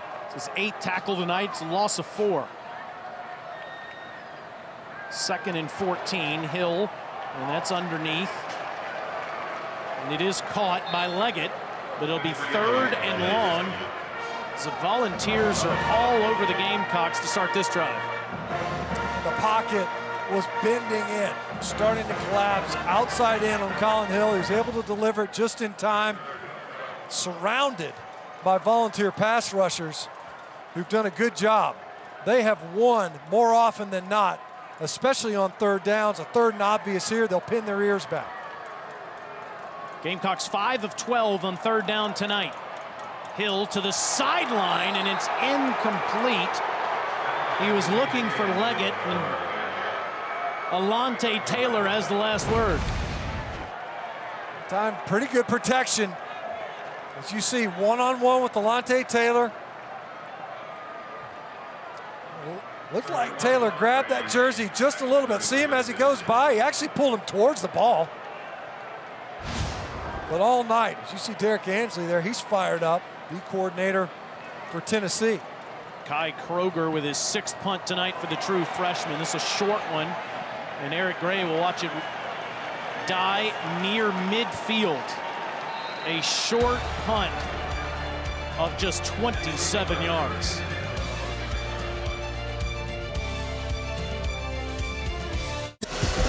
Well, don't forget, Thinking Out Loud is back. First episode of the season, Monday, 7 o'clock Eastern time on SEC Network. You can join me and my 3 new co-hosts, Spencer Hall, Brandon Boykin, and Richard Johnson. We're going to talk all things SEC football. And you know, if you've watched the show, we're going to have a dang good time doing it. So hang out with us. The social media is typically pumping through that. Taylor Stinch, I know you like to tweet and watch the show too. You know me. We appreciate that. Big tweeter. GMAC tells me there's a new name to that show as the little pass goes out there Tavalis Jones Jr. for a few. GMAC, since you threw him off the show, Alyssa, says the name of the show is Thinking Out Lang now. Yeah, unfortunately, legal wouldn't approve that, so it can't. It's still Thinking Out Loud. I'll still try, though. I'm still trying, because, you know, Thinking Out Lang's pretty cool, right? We're pumped about that on Monday night. I know you're going to have a blast with that, with some new cast of characters that have, as you said, made a big name for themselves on social media. Ty Chandler moves around on this 2nd and 7 next to Garantano, and Garantano to Keaton, and it's dropped near the sideline. As again, some good coverage by the Gamecocks secondary. That's John Dixon. Nice trigger that time by John Dixon. They've got a hard time getting connected with Ramel Keaton. Big 3rd down. We've seen them go after this secondary repeatedly on these 3rd downs, not just for conversions, but for big plays.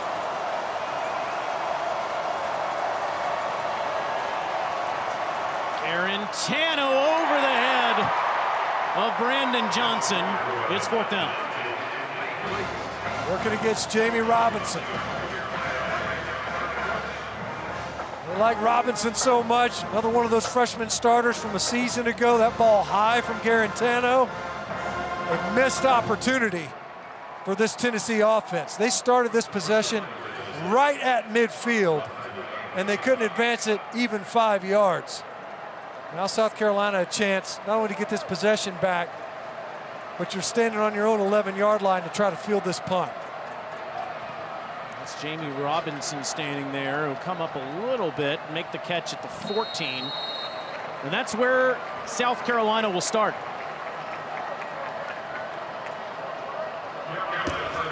Man, shopping at Academy is such an experience. It's like fun you didn't even know you needed. All over the place. It's everywhere. What? Oh, okay. Yep. Yeah. So help me if you want to. I'd love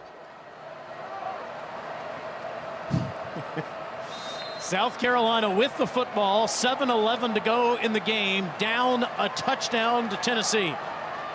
Volunteers started this 6-game winning streak against the Gamecocks in Knoxville last October. Deshaun Fenwick, who's looked good in the 2nd half, is past the 20-yard line, giving Colin Hill and that offense a little space. It'll be 2nd down and 4.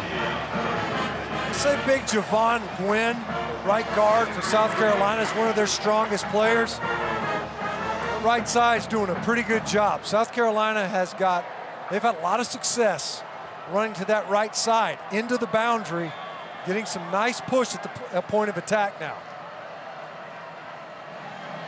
Fenwick with nowhere to go this time, as Jeremy Banks was in the backfield with Fenwick as soon as he got the ball. As an offensive lineman, you're hesitant to bring guys up. Javon Gwynn this time, watch him pull out number 54 from right guard. You got to be ready for that edge player. That's your guy. Jeremy Banks just knifes into the backfield. Great job by number 33. Got flagged earlier for a late hit out of bounds on a big play, that time with a negative yardage play. As an option toss, and a good one to Fenwick for a 1st down. We'll see if this counts as a run or a pass. South Carolina, 34 passes, 34 rushes going into that play, and it's a 1st down. How's that for balance? You see it just enough. DeAndre Johnson, Colin Hill, who's not a runner, and they actually said that was a forward pitch. So a completed pass that time to Fenwick. And they even it up again, 35 apiece, as Fenwick takes this carry up near the 42-yard line, and that's exactly what Mike Bobo was brought in to do. Make sure that you keep the defense honest, running and throwing. I'll tell you what, Henry To'oTo'o dropped 15 pounds, and it certainly helped him on that pick 6. As you see Eric Douglas, now that's your starting center. And he lost his helmet, so he's out. We're talking about Colin Hill, new quarterback. Now you got a new center in there. Watch the center quarterback exchange. Flag comes in. They reset the game clock. You see Vincent Murphy, number 74, the new center in the game for Eric Douglas.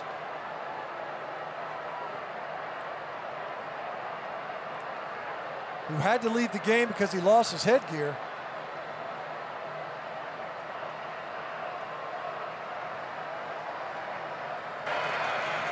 Dead ball foul, face mask, defense number 33. 15-yard penalty, automatic first down. Yeah, so now they're saying, look. Number 71 may remain in the ball game. He was the victim of the foul. The flag came in. Jeremy Banks apparently forced Eric Douglas his helmet to pop off, so he doesn't have to come out of the game. He ended up getting a penalty going the other way. Look at it, he just rips it off. That's two stupid penalties by Jeremy Banks. It makes a good play off the edge, and then a late hit, and then you're standing right there. There's at least two, if not three officials that can see that. You rip a guy's helmet off. And the back judge about 10 seconds later says, hey, wait a minute, guys. Yeah, hang on. We got a problem here. So a fresh set of downs for South Carolina and Tennessee territory, under 5 to go. Hill has time and a wide open receiver. Inside the 30, it's Leggett.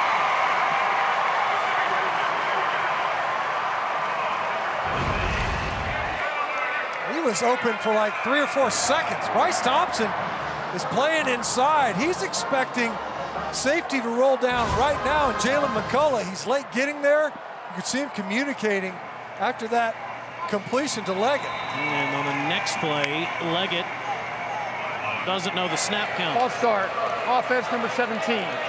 5-yard penalty, remains first down. You know what I say, whenever you see a wide receiver false start, you better believe that they were probably about to call his number.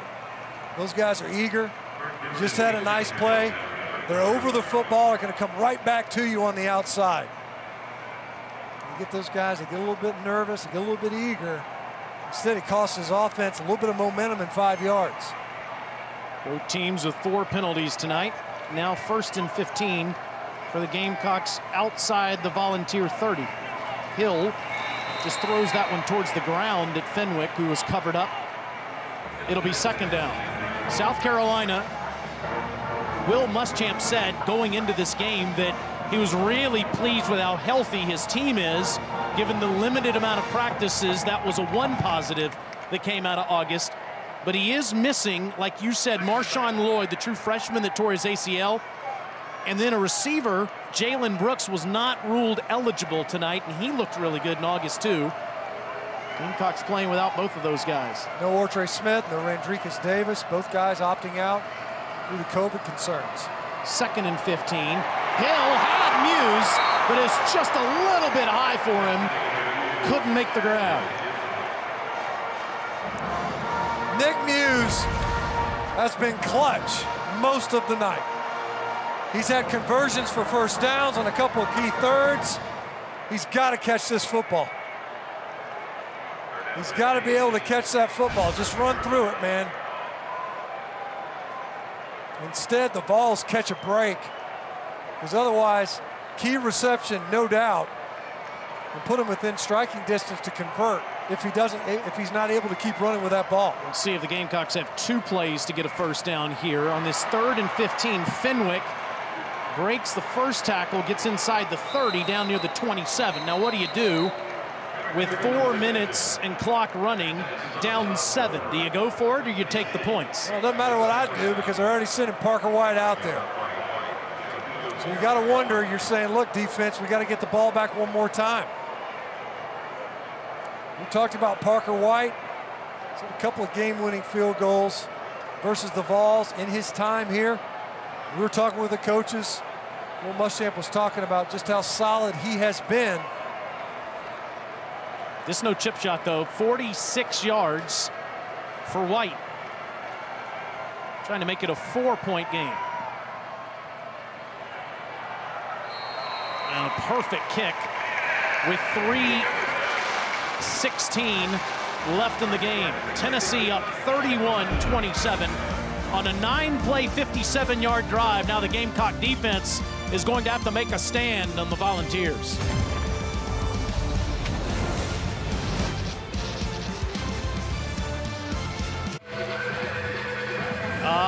the joy of double numbers in college football. So Trayvon Flowers, they want him on special teams. Velus Jones wears number 1, so does he. He can't play out there if Velus is out there too. So he just switched from 1 to 99, from one end to the other. He looked kind of psyched to be number 99, did he? Jacked up. Falls up 4. And really, Stinch, a first down puts it away. Gamecocks have to get off the field and use those timeouts. Well, the magic is just get Tennessee to third down. They have been horrible all night long. They're 1 of 9 on third downs. And we know when that happened, it was on their scoring drive back in the first quarter to Brandon Johnson. 1 conversion on 9 attempts for Tennessee. If you're South Carolina, find a way to win on first and second down. It's Gray is the lone back there, following his blockers, and a big 8-yard gain on first down. Exactly what Jeremy Pruitt and Jim Chaney wanted. They went with the heavy horse. Big 2 tight end set. South Carolina, first timeout of the half. This will be a 30-second timeout. So what do you want? We just talk about get them to third down. That's tough to do when you give up 8 yards on first down. Look at this entry to the line of scrimmage. Clean. John Dixon in there. Put him in there, I think, in relief of Cam Smith, who's in there in relief of Israel Mukwamu, who we're still not clear as to why he's not on the field. That's exactly like you said it, Taylor. That's exactly what you want on first down in this situation. Force South Carolina to burn a timeout. They're just trying to preserve clock at this point. Gray just with 40 yards rushing tonight. Does have a touchdown run for Jarrett Garantano, who's trying to extend this winning streak to 7. Tennessee did not run the football well at all in the first half. 10 yards. Listen, these situations when you want to assert yourself, this is the strength of your team, supposedly. And this is where they've struggled tonight, only getting average of 2 yards on second down. And this time it's no problem as they gash the Gamecocks straight up the gut, and Ty Chandler is into South Carolina territory. Timeout, South Carolina. Second timeout of the half. This will be a 30-second timeout. Huge hole. Watch it collapse. This whole left side. Man, just close your eyes and go bang your head on the goalpost. The only thing between you and the end zone is J.C. Horn. He kind of steer wrestles Ty Chandler to the ground. Big Princeton Fant with a huge hole there for Chandler. And South Carolina has only 1 timeout. If Tennessee does not get another first down, then South Carolina would have enough time to get the football back.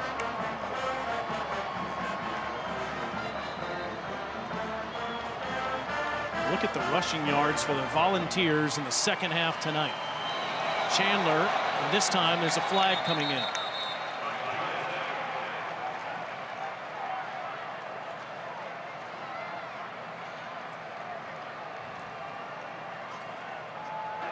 False start. Offense number 93. 5-yard penalty. Remains first down. Tennessee's been changing uniforms, changing jerseys with several of their players with double numbers here tonight. Double numbers and no names on the back. That always makes it fun. Yeah, that's good. The good news is when you jump off sides, we can't call out your name. They used to not call out your number. Now 1st and 15, and it's Chandler, no place to go, will lose yardage. He's bottled up by that Gamecock defense. Aaron Sterling and Ernest Jones there. Taylor looked weird, Garantano. Timeout. Coming South off. Carolina. He was coming out of center right there, off of under center. It looked like he bobbled that snap a little bit for a second. So the exchange, the timing of that exchange was off from the get-go. When you see it trying to get back down to the line of scrimmage. know if he almost lost the football. It could have been calamity for the Vols right there. How much have you missed this? Quite a bit, and for a long time, too. It's been a long walk in the desert for college football fans. It sure has. It's just so great to be back. This game always seems to go down to the wire with these two great Southeastern Conference rivals. Tennessee looking for their 7th straight win.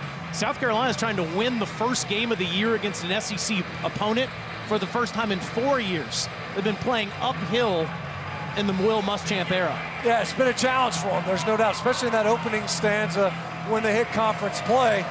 And as we've already noted, everyone's aware, you got 9 more of these after this. So now 2nd and 18. Gamecocks are out of timeouts. 2:57 to go in the game. A toss ahead to Velus Jones, staying in bounds wisely, but losing more yardage. It'll be 3rd and a mile for Tennessee. You mentioned it, though. That's smart. Get to the boundary. Don't give them a chance to try to throw you out of bounds. Obviously going backwards. So you saw South Carolina, they used their timeouts early when there was more than 3 minutes left. It's taken them a while. This is the 3rd down we talked about when they opened up this possession. You kicked a field goal, then you gave up 8 yards on the 1st down. But you finally got Tennessee to 3rd down, and as we mentioned, they have struggled mightily, and there's little likelihood they convert here. And they'll keep the clock ticking. Eric Gray with a flag on the field on a 3rd and 22.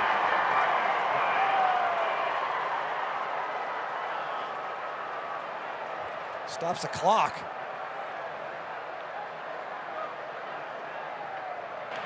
False start, offense. Not all 11 players were set for a full second. 5-yard penalty, 3rd down. A couple of procedure penalties for the Tennessee offense. You're sitting there, Velus Jones gets down in bounds, clock's running. You get a penalty, stops the clock on a 3rd down where you're not even looking to convert. It's 3rd down and 27 to go.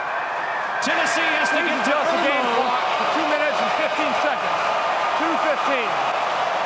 Just put 7 more seconds on the clock for South Carolina. You would never know that Williams-Brice is not packed to the gills. The game clock operator can't even hear the official on the field. Wants to put 7 more seconds, now 2:15 to play with on this 3rd down.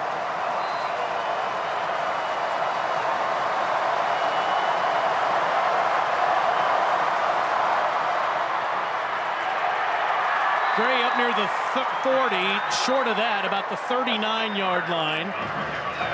And Tennessee can take this down to just about 130 or so before Paxton Brooks would have to punt it away. We saw earlier a little bit of difficulty with the deep snap. They make the change. So Brian Aiken's going to be the deep snapper. They had one that rolled back there, Will Albright. Paxton Brooks had to field it. An ill-fated pass attempt. South Carolina's hoping for an opportunity here. Yeah, that's it. A timeout called by Tennessee with 89 seconds. Tennessee, 1st of the half. A 30-second timeout. 1:29 to go in the game for Jeremy Pruitt, trying to get a 7th consecutive victory next week. A home opener on Rocky Top against Mizzou, then at the Georgia Bulldogs.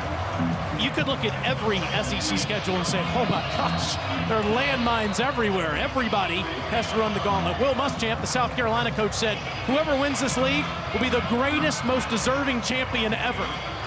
That's right, well, and that's a good point. You know, we talk about, like last year, you go 3-5 in conference. This year, I mean, you finished with 5 wins in conference. Every other season, that's a remarkable year. 1 minute and 33 seconds. 1:33. And again, seeking to put 4 seconds more on the clock. Minute 33 as Paxton Brooks punts this away. You can't help but rewind to the last South Carolina possession where they end up kicking that field goal and Nick Muse with a potential conversion. Matthew Solansky, the backup long snapper, has done a really good job tonight. And that ball wasn't touched by a Gamecock. It's recovered by Tennessee.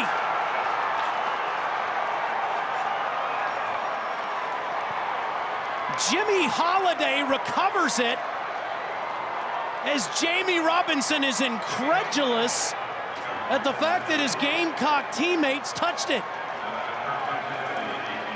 I think it was Cam Smith again. I think this ball.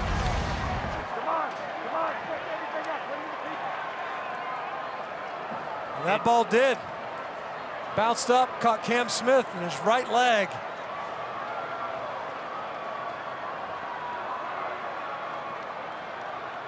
And that's the way it ends for South Carolina.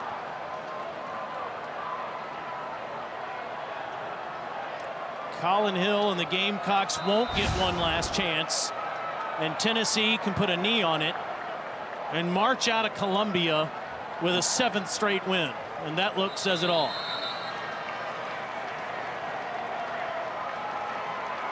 How about that for special teams? We just got done talking about it. Does it go the other way?